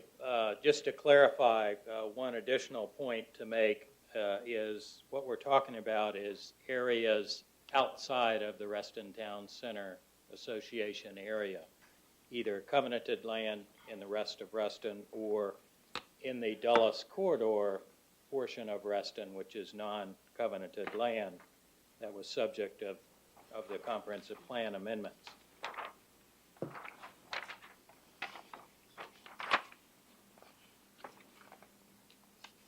Now, the document, draft 6, you'll notice is more than a bare bones outline.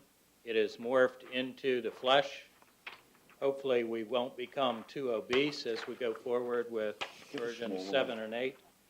I think we're close to being final. What we've done is integrate the county's process, provide a little more detail about the county's process and how Reston's process fits within that framework. And we've also provided a little more clarity as to where individual RA members have their input, where individual clusters and neighborhoods have their input in this countywide process. So, let's proceed. The audience, this one's probably easier for you in the back, for the board. The screen behind you is probably easiest.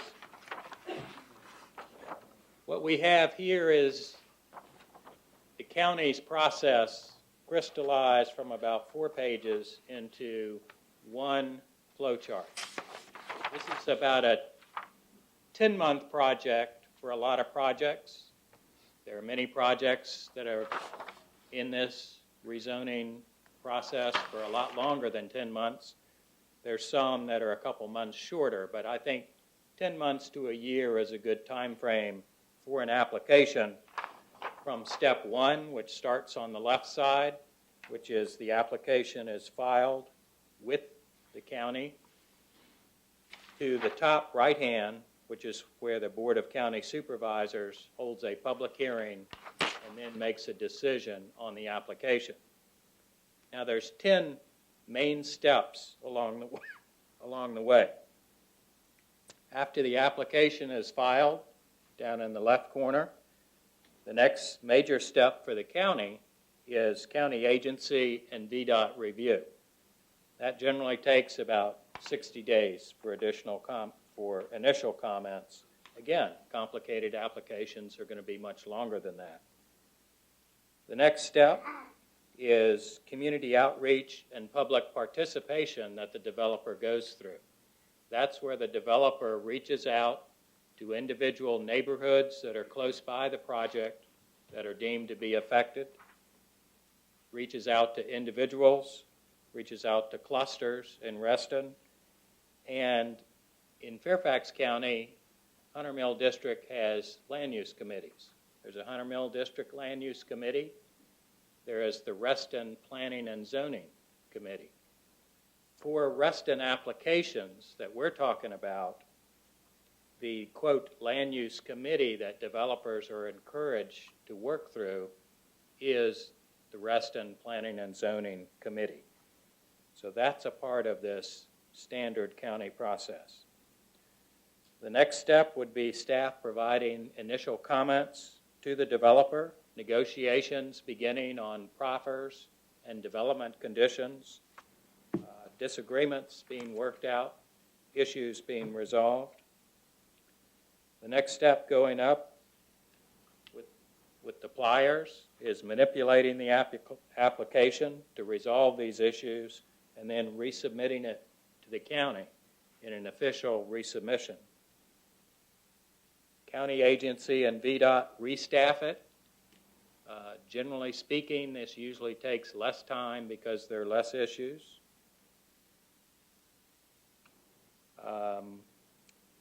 Then again, next step up, the county gets a present, which is a revised application, hopefully meeting all the or addressing all the issues. If there are any final issues, the next step is final issue resolution, and this comes with county staff, with the county supervisor somewhat being involved at this point, the county planning commissioner being very involved, and the Reston Planning and Zoning Committee being involved. The next step is a formal planning commission hearing. In Fairfax County, the planning commission makes recommendations to the entire governing body, which is the Board of County Supervisors, on these applications. The next step after that is the Board of Supervisors holds a hearing, and the entire board votes collectively on applications throughout the county.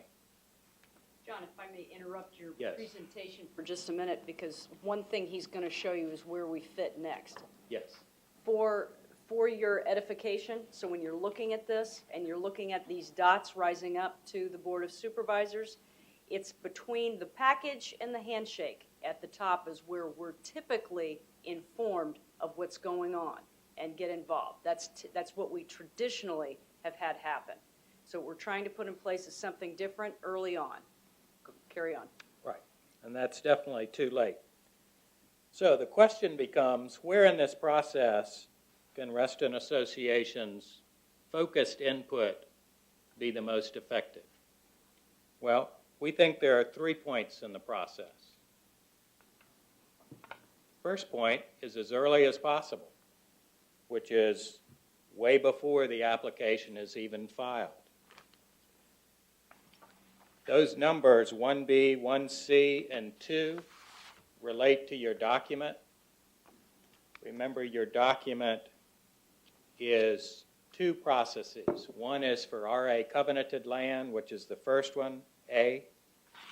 The second process is for non-covenanted land. That's land within the Dulles Corridor, which is process number B. The main difference relates to the authority of the DRB in the covenanted land and the lack of authority and the DRB being advisory, but very important advisory, to the Reston Planning and Zoning Committee in process B. So that's really the primary difference. Now, the first place, if you look at steps 1, B, and C, the developer usually goes to the supervisor's office or the planning commissioner or to staff and does some intelligence work. What do I need to know about the community? What are the policies? Who in the community do I need to talk to? Things like that. What we want to have happen is that they come to RA staff who will receive information about the application. Just very basic information. At that point, RA staff will look at it, coordinate with the supervisor's office and perhaps planning staff to determine if land development or permits or easements are needed on RA property. They'll look to provide information to the developer about RA's stormwater facilities and policies, its environmental considerations and policies, its trails and multimodal transportation facilities that RA owns and maintains, and recreation facilities. It provides all this information to the developer so that the developer can use that when it designs and compiles the application. The more we can influence the initial application, the more we're going to get Reston preserved in all this new development. Number 2, deals with the first outreach by the developer that's Reston-oriented. In the covenanted land, what we have set up for the developer is an information-only DRB-hosted workshop. That's a presentation by the developer of what they're thinking, the conceptual plans. What we'll do is have RA staff there. We'll invite representatives of the Planning and Zoning Committee and other community partners such as IPAR, and we'll have the Reston Advisory Committee members there represented. So that's the first place we think we can influence the application so that the end product is high quality and has the elements of Reston, the characteristics of Reston. So where's the second point? Second point is right there during the time period of county agency review and VDOT review. That's number 5 in both of your processes. That's when the developer finds out cluster HOA information if they don't already have it. That's the first time they begin to coordinate with the Reston advisory committees, and community partners. This is after the application is accepted by the county, so the details of the application are public information. We get a copy of the entire voluminous application. RA staff and the advisory committees and the DRB begin to review it. The result of that review is a development plan comment document, which is submitted back to the developer through RA staff within a timely manner. This gives him a checklist of specifics in his application that we think should be changed, suggestions to make things better, and things that absolutely need to be deleted to be consistent with RA policies, design guidelines, and other standards. And again, this may be a repetitive process. This entire process, including the RA aspect of it, if this were a road, the map of it looks pretty straightforward, but in reality, there are plenty of loops, dead ends, and forks in the road as you go through the process. So bear that in mind. So all that gets back to the developer, and hopefully the application, when he revises it to address staff and VDOT comments, he'll be revising it to also incorporate Reston Association comments. Now, when's the next point? Well, the next point is right before final issue resolution, because we want to have a say if there are any other changes that have occurred in that application. So that's point 12, which is the final outreach by the developer to RA itself, not necessarily the final outreach to the local communities and clusters. Here they come back with their revised application. It's reviewed by the committees again. Hopefully it's a short list of review. The developer here, if it's covenanted land, this is where he seeks formal approval by the DRB so that he has that prior to getting a final recommendation by the Reston Planning and Zoning Committee. The Reston Planning and Zoning Committee makes its recommendation to the Planning Commission. So again, it's very sequential and needs to follow this order. Then it goes to the Planning Commission. Now there's a little difference in the non-covenanted property. If you look at number 12 under the B process, the developer doesn't come back to the DRB and seek final approval because there's no authority there. The developer's coming back to the Reston Planning and Zoning Committee with the application changes, and the RA will have provided the Reston Planning and Zoning Committee with its comments on the revised application. and that would include DRB advisory comments. So in a nutshell, that's the process. We think those provide a focus for Reston's input through RA and are in the critical stages of the application, the most advantageous stages to exert influence over the final product. Be happy to answer any specific questions about either the overall flow or the actual documents in detail. One comment is I was remiss in listing all of the different groups that we've been having conversations with. Probably one of the most important that John mentioned, because as the county supervisor sees it, is that the Reston Planning and Zoning Committee is the funnel by which these will go back up to the Board of Supervisors. We have also been meeting with them. They've been very receptive to the conversations and are now regularly alerting us as to things that are coming before them, and we're reciprocating with that. So good relationship building has been done with that group. They are very much interested in it, and of course we're going to seek their input as well on the final draft before we bring it to you for approval.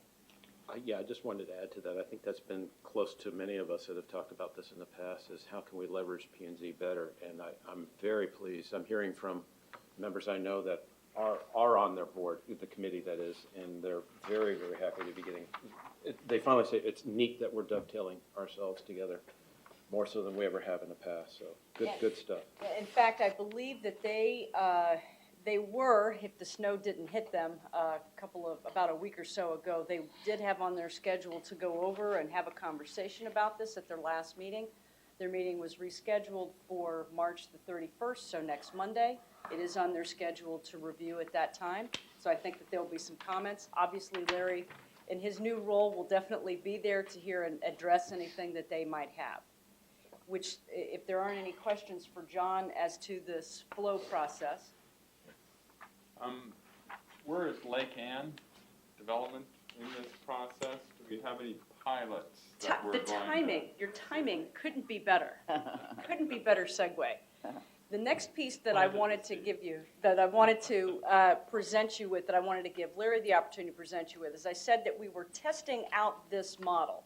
First, is the flow okay? Does it make sense? Are we missing any pieces? Again, we're still receiving feedback on the draft, on the workflow chart. And by the way, I think that John and Russ did a phenomenal job on the workflow chart. I love the graphics that they used, especially the kumbaya, hug and the wrench and all of that. So I thought it was great, and the present that keeps being But there were a delivered. whole lot of no's at the top. Right, I know, just yeses and I no's. was hugs and not a wrestling. Hugs, that's good, that's good. That's great, that's great.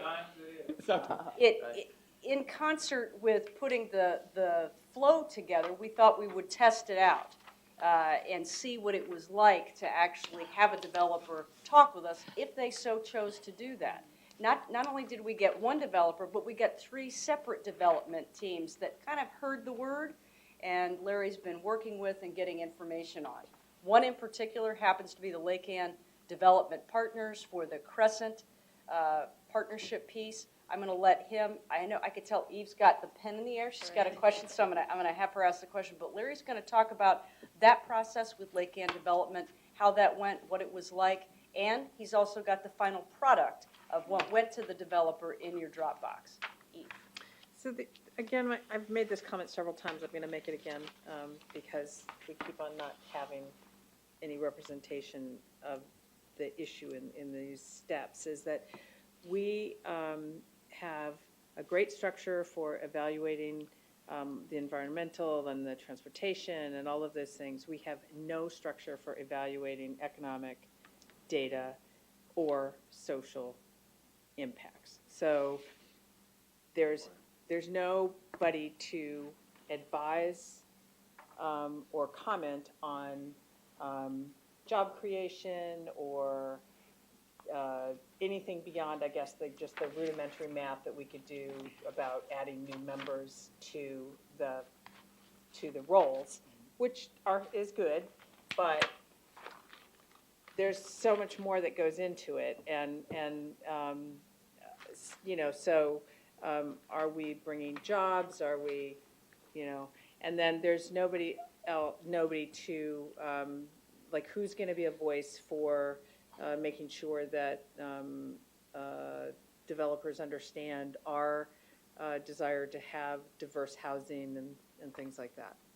And if you don't mind, if I may. Go ahead, I think I know what you're going to say. But Yeah, one of the things that happened with Reston Planning and Zoning over time, over the past, I don't know, 5 or 6 years, is they changed the way they do their appointments or their elections. And the people who now sit on that, and Ken, correct me if I'm wrong, are more representatives. One of the things that the supervisor was hoping to see is that they would be more representative of the different entities in the committee, in the community, like the Greater Reston Chamber of Commerce has a vote now as to who gets appointed to make sure that that voice is represented. I believe Dick Kennedy is representing the affordable housing portion of that. Tremendous HUD background. As we also have an I'm opportunity in that to make room a as well. voice. Yes, right. So But Ken who is the informs us? That's a good point. We have a gap, I think. In the gap is getting that information to when a project comes on, what benefits it's bringing to the entire community? Is that the question? Well, I mean, I just think that it's a void of information that Well, if I may. needs to be represented. So, and I will go back to Lake Ann because, you know, that's the Sure. one I know the best, is that, you know, we had jobs coming into the community, we had housing coming into the community, and that was never a part of the discussion. I think one of the, and I agree with many people that, you know, we don't want to overcommittee ourselves, but perhaps one of the committees that we've always been bantering about is an economic development group, a committee, advisory group, what have you. Maybe it's ad hoc, what have you. But there isn't an economic advisory component to our board advisory committees, if you think about it. Seems like there's, I mean, I know that businesses don't pay RA dues, and that's been the reason that it's been expressed to me that but it just seems like it's just a big gaping hole in our. Richard? Well, I agree. I think intuitively, the Lake Ann redevelopment provided those other dimensions of social. Right. You know, affordable housing and otherwise. It also provided overall economic benefit. And I am sure someone early on, when they conceived of this, had taken it into account. Well, but I agree with you. I think having it visible Right. and articulated. If you look at Lake Ann, and then Richard will go to, the Lake Ann, if you go back to the 20-year process, they did do a significant economic impact analysis over and over again. I'm not saying that the data wasn't. But I'm responding to Michael. So if you read those reports, the obvious was quite there back in the first one was written in that's why I say intuitive, and I'm agreeing with Eve that I think the point is that how do we bring that up front so that we here see it, because that helps us make a more robust decision. Richard? Yeah, well, I think that the process that is in the course, the process of being developed, affords us that opportunity. And I think what we need to do is, in one, make it clear to whoever's submitting information to us that we want the socioeconomic Absolutely. benefits. We want them to tell us. Who Right. best to tell us than the developer? We can Precisely. challenge it. And then that, as we come up the curve there, that information is going to be digested and considered by staff when they make it their staff report. That's the point. Yeah, Okay, it so- provides context Right. to what's being proposed.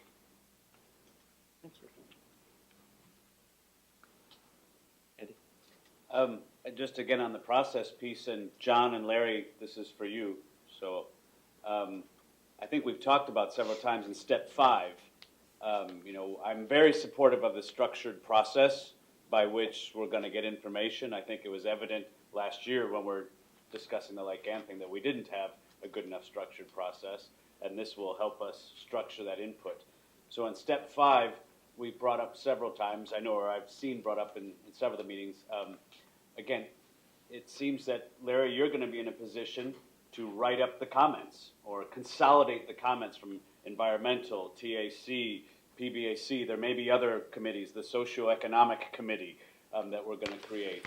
And you'll put those together. And hopefully, there'll be no conflicts. And you'll just like, high five, chest bump, send it into the developer, and you're good. Every once in a while, there may be, hey, wait, committee 1 says south, committee 2 says north. Wow, that's different. So either Larry just decides, or somehow that gets formatted back to this board so that we can say, hey, no, as Reston Association, we had to take in all these data points and make the decision that we want to say south when it goes to that developer, and realize that some other part of our bigger family said north, but we had to take in all the data points and make a decision. I don't see that decision point in step 5, but I'd like to see it there, and I think we said it several times. Andy, I think that we, the last time that was discussed in the meeting on the 12th or whatever, the issue was raised that it is incumbent on, given this process, it is incumbent on the board to adopt a set of policies that help guide our decisions. So EAC is going to recommend policies. We're going to adopt a set of policies based in part on their recommendation. Transportation, all of these others, those policies should be part of a package that we give to a developer who's interested and say, while you're doing this, keep these things in mind, okay? And the process should be looking for deviations from those policies and trying to bring the developer back to conformance with our policies. If there is an issue that deviates from policy that is a hot button for the developer and he or she are not going to make any changes, then that's probably something that needs to come back to this board to reconsider. But it's a deviation process. Yeah, if I might, I think we're talking about two situations, both of which are linked because they're decisions that may be best coming back to this board. But I think they are talking about two different situations. Remember, this is just a document that's a public document that developers, county staff, members use. We don't want to be too specific because, again, every case is very different. You're going to have different decision points. This process, on a complicated case, you might not recognize this process with the loops and the dead ends that we're going to have. I would say that is something that the board and its staff have to work together, and I think in both those situations it may be appropriate for your staff to be the one to alert the board and say, look, we have an issue here. We have two different recommendations. Do we want to send both of them to the developer? Sometimes that's okay. It's better to get one handled rather than none. Or, look, we have this issue that's very important to the advisory committees, so the DRB on an advisory capacity, and then developers just drawn a line in the sand. So what should we do? And that would come back to the board. I think that's Richard's point. So, but that really, you don't want to hamstring yourself to any set way to do that or put that in here. I think this is an aspirational document. It's a roadmap guideline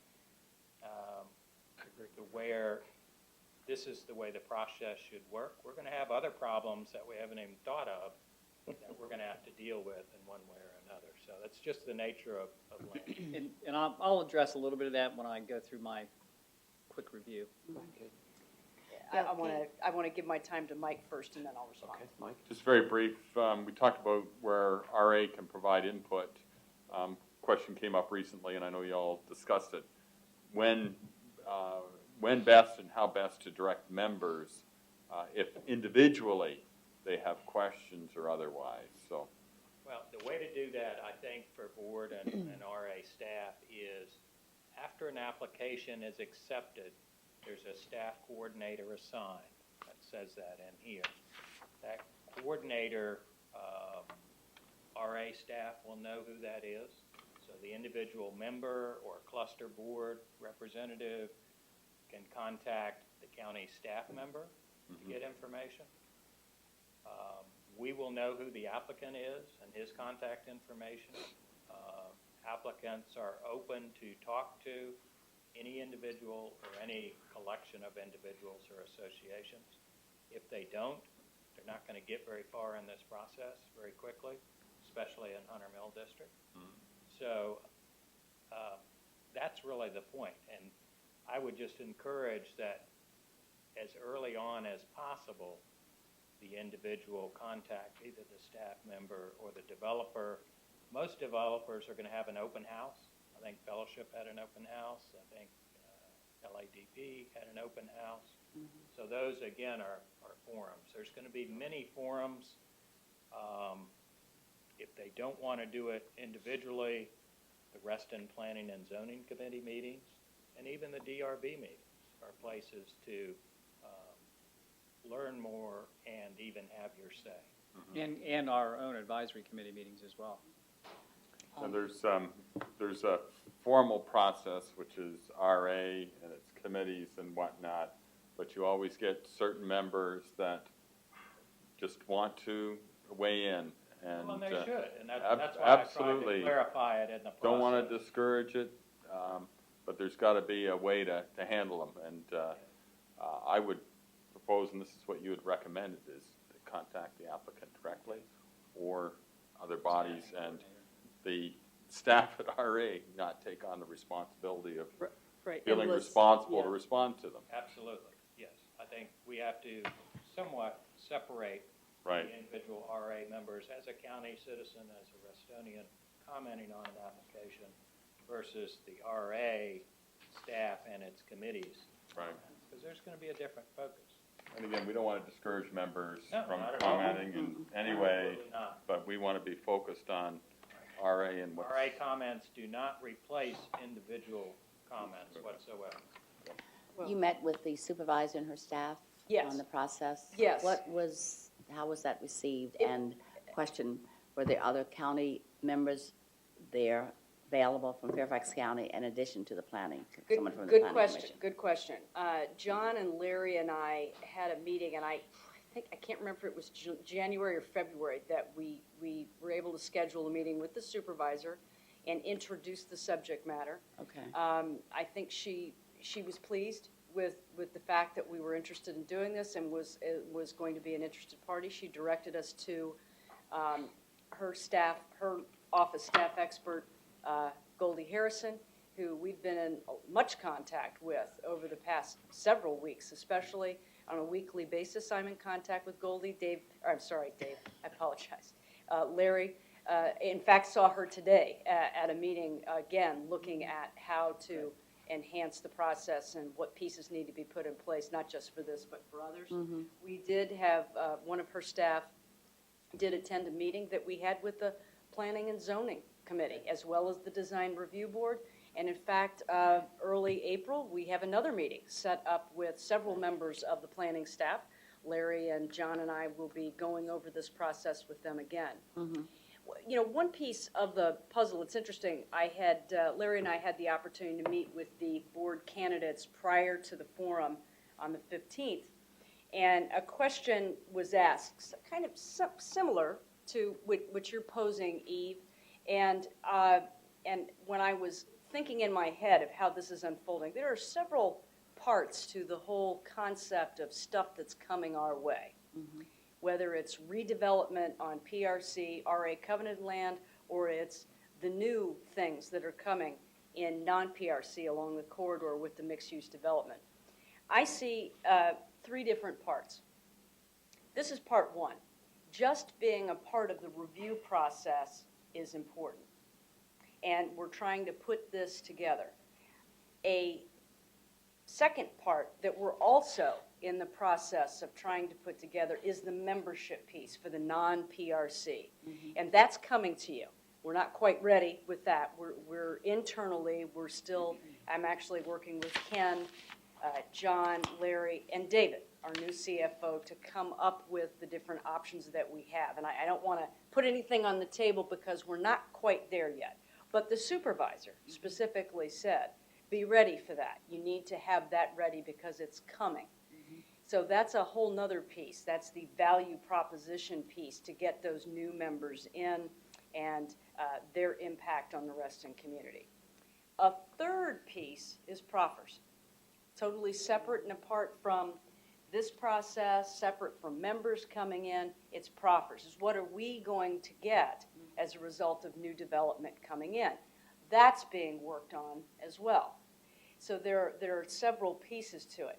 The interesting fourth piece that you have brought up with regard to economic development is an interesting one that I want to think about a little bit more as to how best to work with that, because there are entities already in the community that look at that.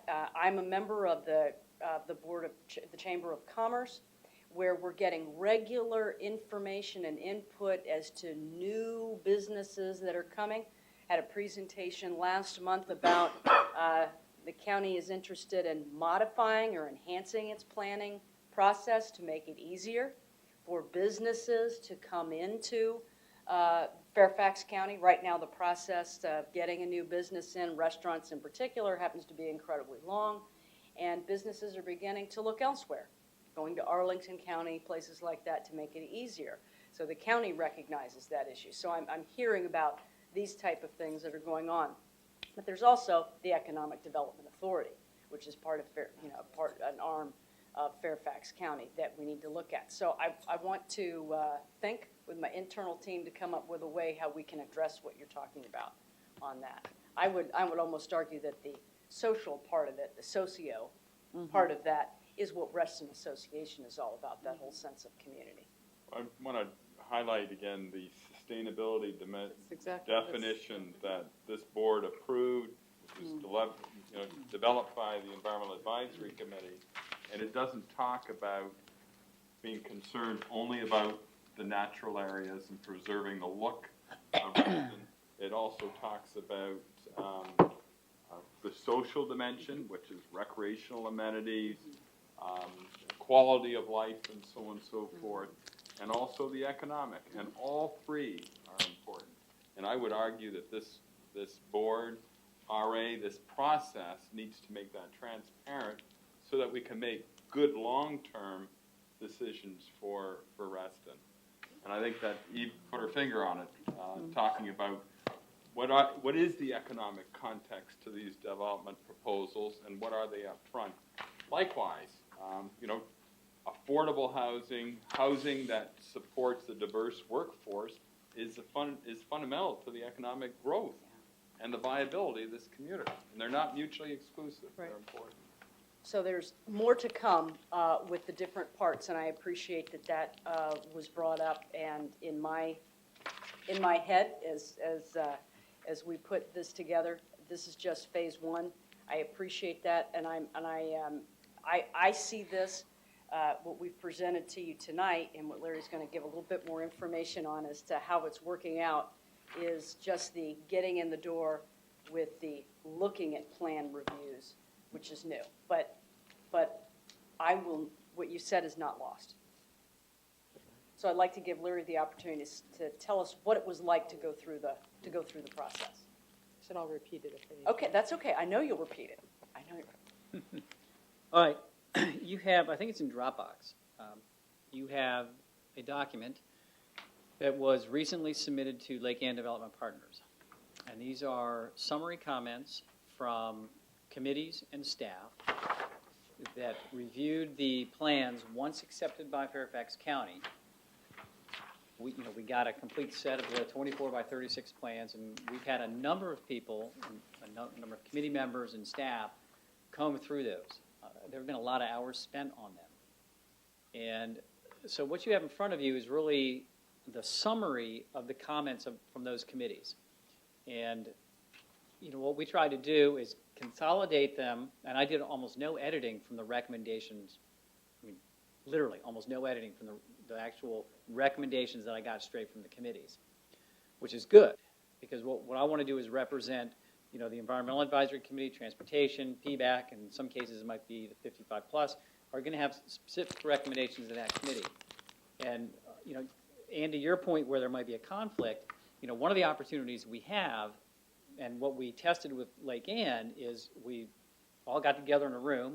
I don't know, there were 12, 15 people there. I don't know, Ern was there or something like that. And we all sat around and we literally went page by page through about 45 plan sheets.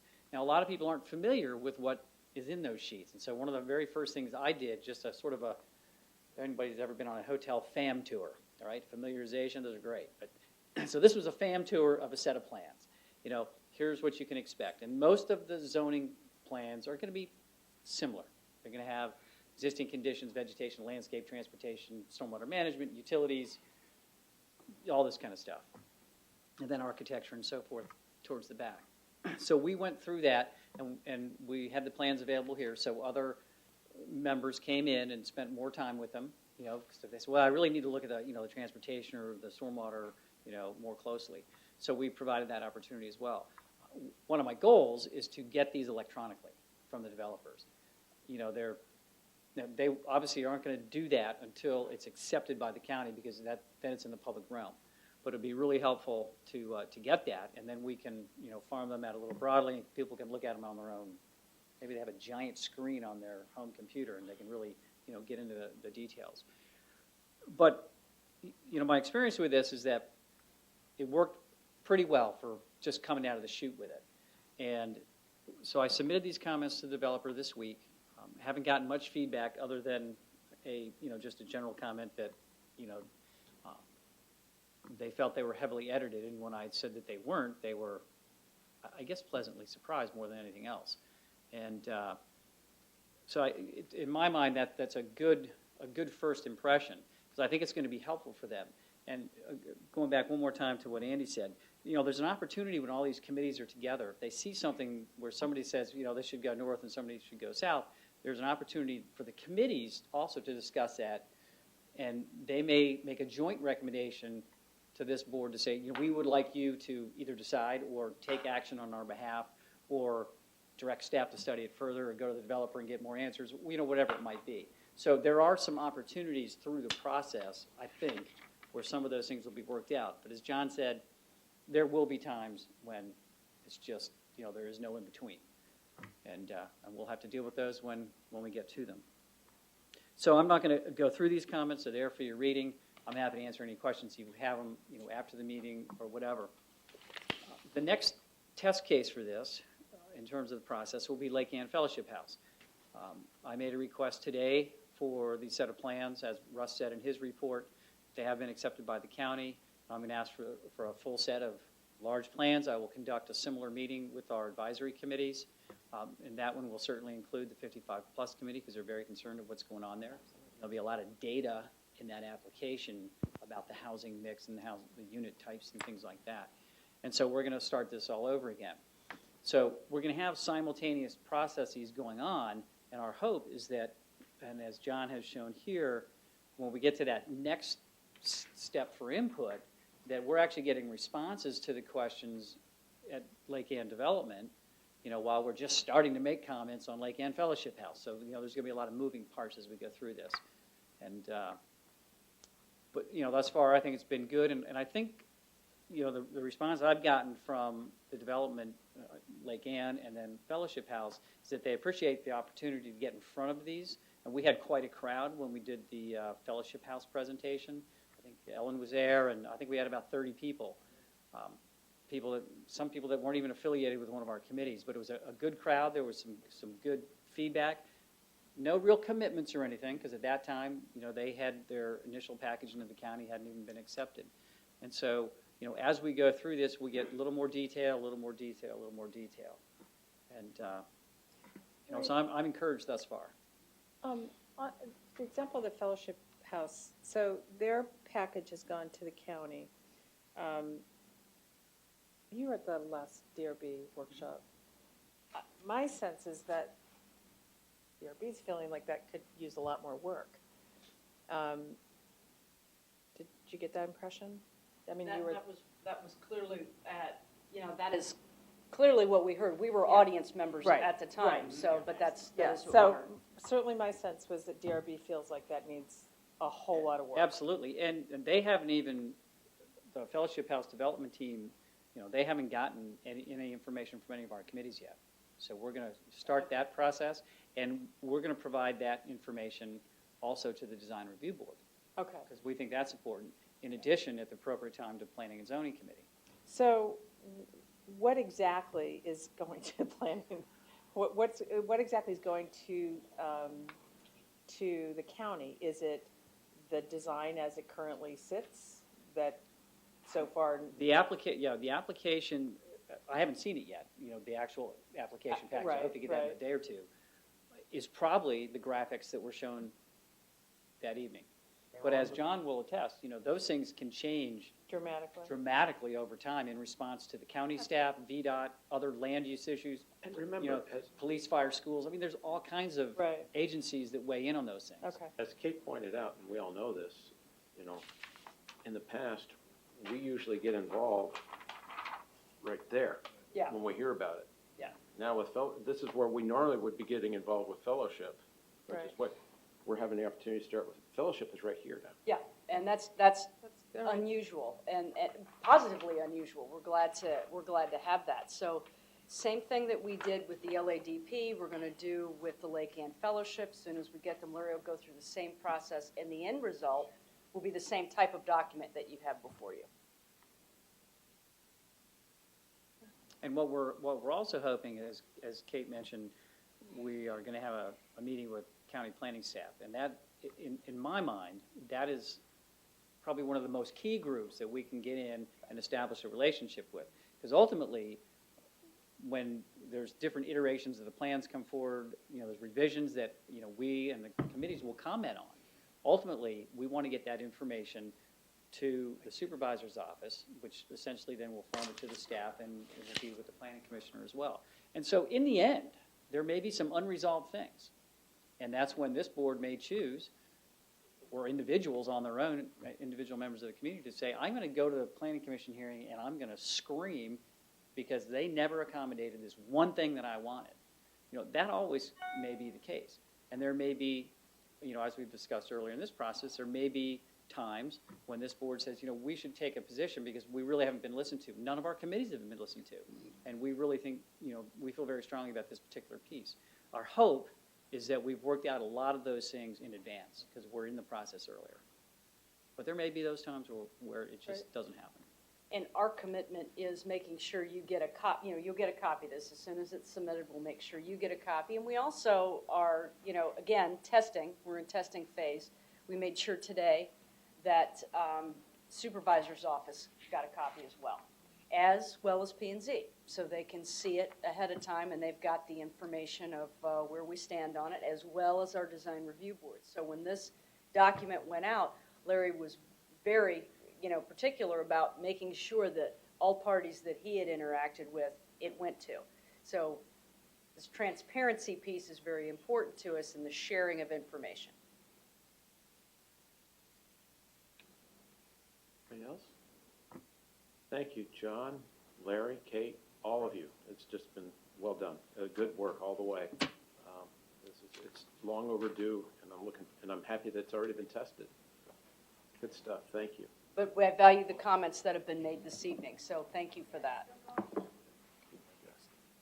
I thought I could sit down, but apparently not. Yes, I guess we're going on to the next item, which is... Larry, do you want a chair? Good question. Legs are getting tired.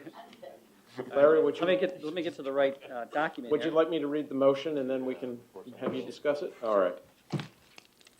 Move to grant the request of the owners of property located at 11901 Triple Crown Road, Reston, Virginia, 20191, to enter into a recordable maintenance covenant agreement with Reston Association to construct and maintain a shallow rock swale located in part on Reston Association Common Area Property, Section 8, Parcel 74, subject to the execution of such agreement as reviewed and approved by Reston Association's legal counsel, and if approved, recorded after execution by both parties. Second. Okay, John seconded. Okay, I think I presented this at a board planning committee meeting, and essentially there's we have a piece of property between two single-family homes off Triple Crown, substantial erosion problem emanating, from both lots, and we are the sort of the resulting end of that. And the owners of 11901 came to us actually a few years ago, and when we first looked at this, and the problem has only gotten worse. And so we, in discussions with him, agreed, per the board's approval, for him to construct, with our review and a DRB's review, and I'll tell you about that in just a second, essentially a rock swale to prevent further erosion on a portion of his property as well as a stretch of our property, and to get the water out closer to the floodplain where it will then fan out and be in a non-erosive velocity. This originally was scheduled to go to the DRB last night. That was our intent, but there were no affected parties, so it went to consultation, and it was approved last week. So the DRB has actually approved this, and council and I are working on the, some tweaks to the agreement, and we'll have to get those back to the owner. And so there's a little bit of back and forth, I think, that'll happen. But, that's essentially what it is. It's something that my environmental staff have looked at and met with Mr. Platt, as well as I have. And we'd like to move this forward and take care of this before it gets any worse. Questions or comments? Larry, this isn't going to be a situation where some homeowner complains that the solution is creating problems for somebody else. No, I don't see that happening. The back end of this property and where this swale would be actually goes into a wider piece of open space, our open space. So there is no direct other lot impact. Yeah, we were careful to evaluate that. I know exactly what you're talking about. All right, I'll ask a question. All those in favor of the motion, please signify by saying aye. Aye. Anybody opposed? Anybody abstaining? All right, thank you. Thank you. Thank you, Larry. All right, next item is Board of Directors' strategic priorities. I'll just read the motion. Move to approve and undertake the following strategic board actions over the next 12 months in support of the Association's 2012-2016 strategic plan. 1, establish a formal Reston Association review process that is comprehensive, flexible, and innovative for future development and redevelopment projects in both PRC and non-PRC zoned areas of our community. 2, review output from both the community surveys conducted in 2013 and identify 3 actions that can be undertaken in the 2014-2015 budget cycle to increase the effectiveness of our communications to Reston's diverse membership. 3, develop a phased implementation plan to provide streamlined administrative process to increase productivity and enhance outreach efforts by digitizing the association's property records. Note, this action is aligned with our Reston Association's IT systems strategic plan for 2014-2018 document management objective 1 as adopted by the Board of Directors on March 28, 2013. Do I hear a second? Second. Eve seconded. Comments, questions, issues? Sir, Richard. Yeah, I just have a problem with point 2, and that it's saying increase the effectiveness of our communications to the members. Whereas the strategic area of focus and the board selected priority objective 1 was to dealing with engagement as opposed to communication. We've argued over the years that we do a good job of communicating to the members. What we don't do a good job of is engaging the members in discussions of policies, procedures, issues, wants, and whatnot. So it's not we're not dealing with two-way, we're dealing with one-way. Would it, go ahead. And so if there's some way I'm willing to wordsmith this slightly, I'm, to adopt that, I would be very helpful. What if I change the word to with, as opposed to going one way? That with would imply two-way.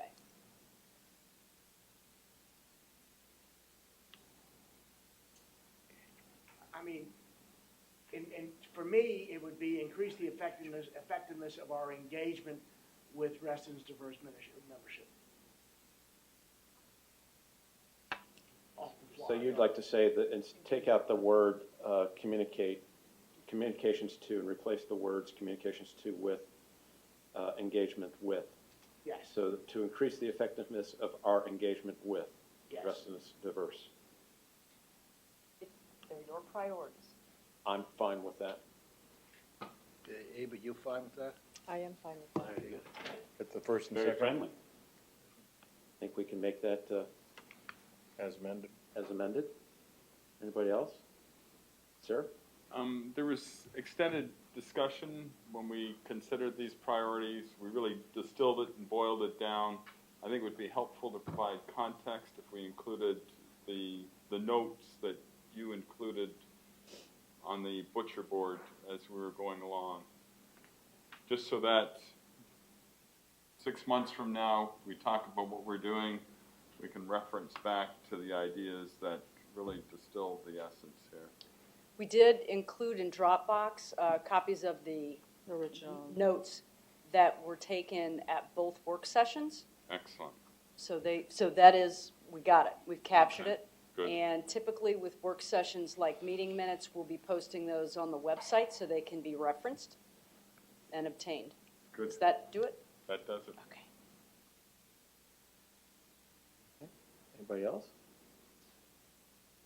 All right, then I'll ask the question. All those in favor of the motion as amended, please signify by stating aye. Aye. Is anybody opposed? Is anybody abstaining? Excellent, all right. Next item is volunteers. Just let me get to the section, please.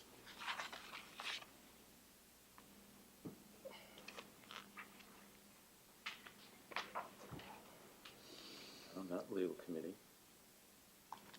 There we go. All right, volunteer committee member appointments. Move to approve the appointment of Mark Stelkup as a member of the Elections Committee for a term of 3 years, ending March 2017. And the appointment of Rick Landers as member of the Pedestrian and Bicycling Advisory Committee for a term of 3 years, ending March 2017. Second. Richard seconded. Any comments? Mr. President, I want to recognize Mr. Stalkup. Yes, thank you for your time, and thank you for being here this evening. We're running a little ahead, so I'm giving you a little bit back for you. But let me then call the question. All those in favor, please signify by stating aye. Aye. Aye. Anybody opposed? Anybody abstaining? Congratulations, sir. All right. Next item is legal committee report. Let me get to that.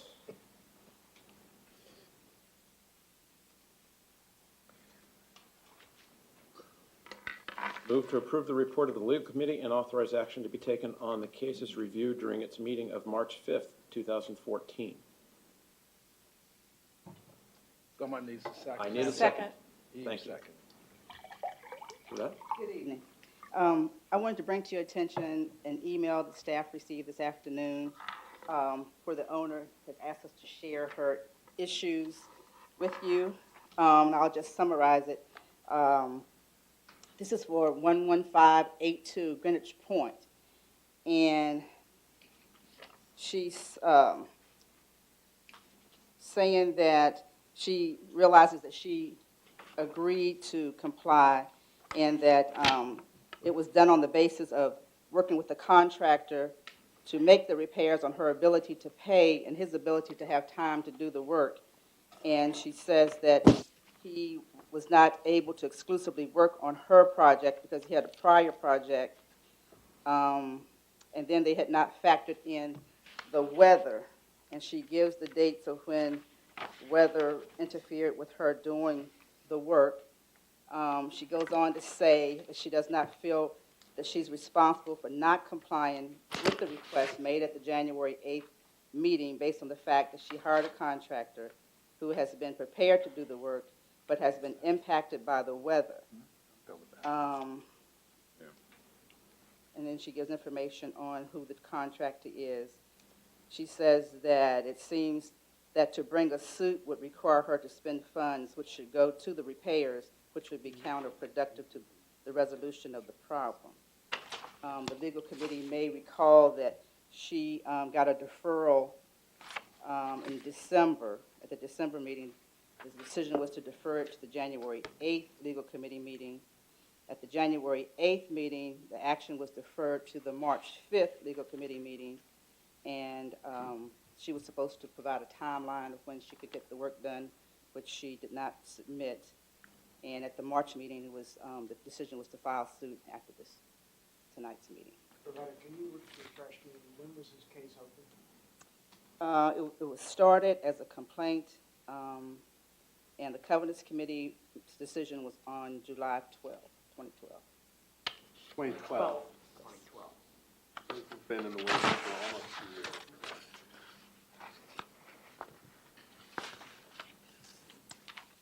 Anybody else? The owner of 11402 Orchard Green wanted us to convey to you that she did complete those repairs, and so she hopes that a suit would not be authorized tonight. And Julie did verify that, correct? Yeah.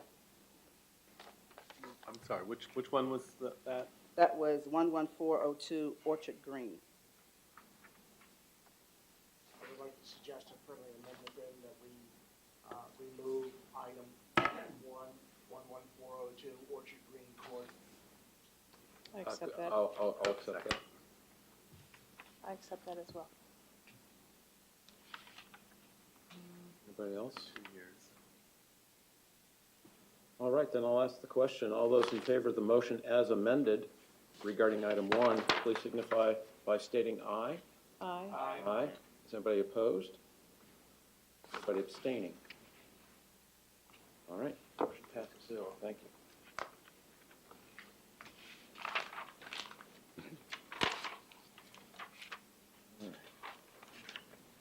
Kate. Johnson Barn. This is good. CEO report is in your packet in Dropbox. One couple of things I want to highlight on it is that it is Reston's 50th anniversary, as everybody knows, and we have quite a bit of really cool merchandise that we're selling in our member services lobby area. Mugs, T-shirts, things like that, and we'll also be having a really neat puzzle that we're selling, and it is the front cover of our magazine with Bob. That we're going to be taking pre-orders for in a variety of different ways. So to celebrate the 50th, we've got some neat stuff, so please don't hesitate to stop in member services to check that out and get some things.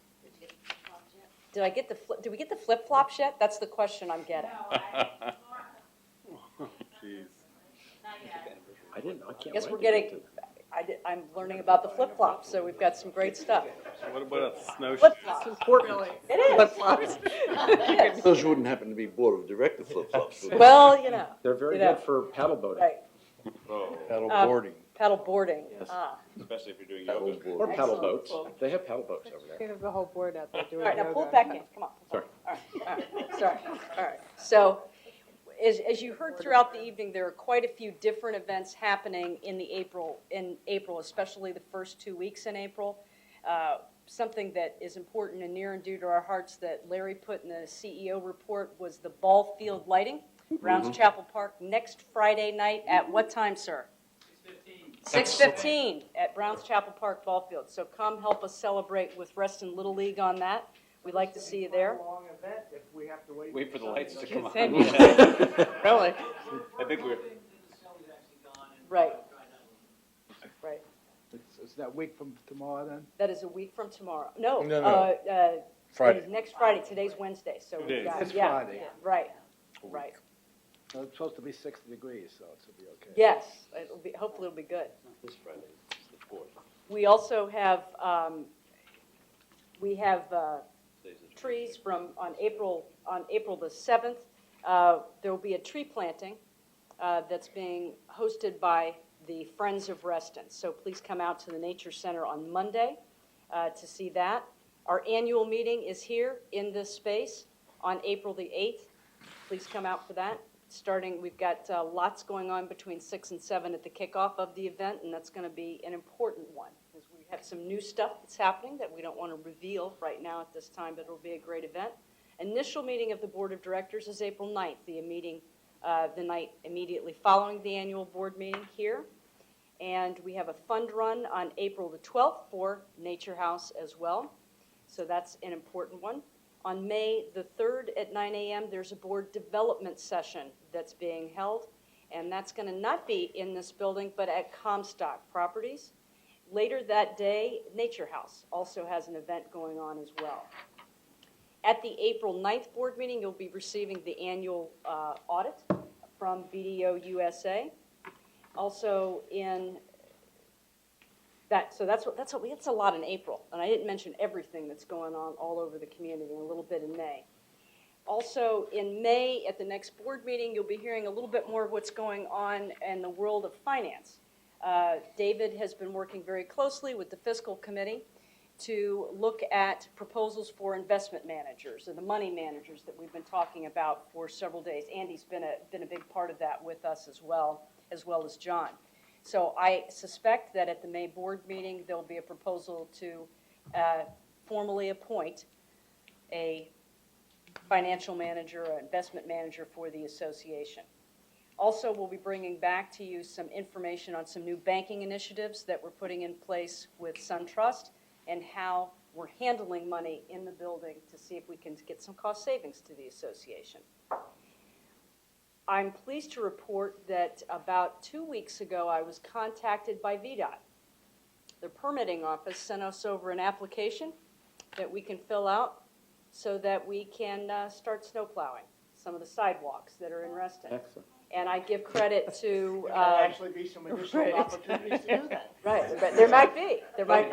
Hopefully it won't be this season. Right, Yeah, right. Wait till please. the end of the next year. You don't want to have to do it in May. Right, but we promise that when all of that is put together, we will bring you back the details on that of exactly which walkways that we'll be plowing and what the budget impact, if any, is to our staff, because that was a promise that I said. But I thank Delegate Plum and Senator Howell for helping push that measure for us. So that's a good bit of news from last month that came forward. I want to take an opportunity to say congratulations to Sabrina, who on Saturday will be getting married. Wow. So she's going to be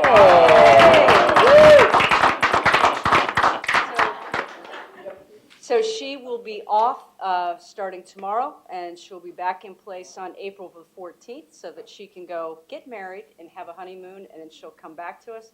So you're going to have to put up with me for the next couple of weeks. Quite all right. But Sabrina has been a great addition and very helpful to us, so she will be missed. So the minutes will be done tonight? Yeah. You going to do the man's cake then? Well, I won't reveal the Embedded in secret them that for she's been tapping away, and we've been chatting back and forth on motions to make sure everything is right. You'll get it. You'll get it. It'll be all right. She's on it. Congratulations, and have a wonderful time. Yes. So where are you going? Congratulations. Good for you. Mexico? Yeah. 30 degrees here. Yeah. Yeah. So those are the additions that I have that you don't already see in your CEO report. Thank you. Well said. Well done. Way to go. Good spot. All right. Hey, how are the raffle tickets selling for the guitar? Their raffle tickets for the guitar are going very well. And one thing that I failed to mention, with all of the different events happening, with the 50th anniversary, with the 100th birthday of Bob, there is a fabulous website that is called www.restonscelebrates.org. It has every event that's going on in the community, lots of Reston Association on those pages that you'll see of different things that we have going on. So please reference that for anything that you want to be involved in with the Reston community. But a lot of organizations have contributed to that. the guitar is first on the list when you open up that page. That you triggered my memory on that. But I think Katie sent out an email It's to us. exceeding expectations right Right, now. yeah. It's Yeah. going very well. It's like she was up to 250 Yeah. people that have made a Several that made a guitar purchase. enthusiasts as far as Ways California have entered. Oh, cool. And I have the website up, and the information on this, I'll go ahead and let you know, is a chance to win one-of-a-kind steel-strung acoustic guitar with dreadnought body, handcrafted from Reston wood by local luthier Paul Priestley. Retail value is approximately $1,300 to $1,800. The prize includes the guitar case. The winning ticket will be drawn on Saturday, April 5th at the Founders Day celebration at Lake Ann Plaza. Need not be present to win, but I highly encourage you to go online through that RestonCelebrates.org website to purchase your tickets. Cool. The 5th is also the Reston Little League Parade at Bell Center, so that's that morning, so be ready for that. All right, well done. April is a busy month. Yes. I do have one thing to go into executive session for. I don't think it'll take long. I hope not. Can we have a break? I think we should give everybody a chance to break down and themselves. We need a motion first, though. Not everybody. Ken, we need a motion, please. I'm getting there, thank you. So I move that we go into executive session. Second. Second. All those in favor, please signify by stating aye. Anybody opposed? Anybody abstaining? Okay, thank you. Let's go break down.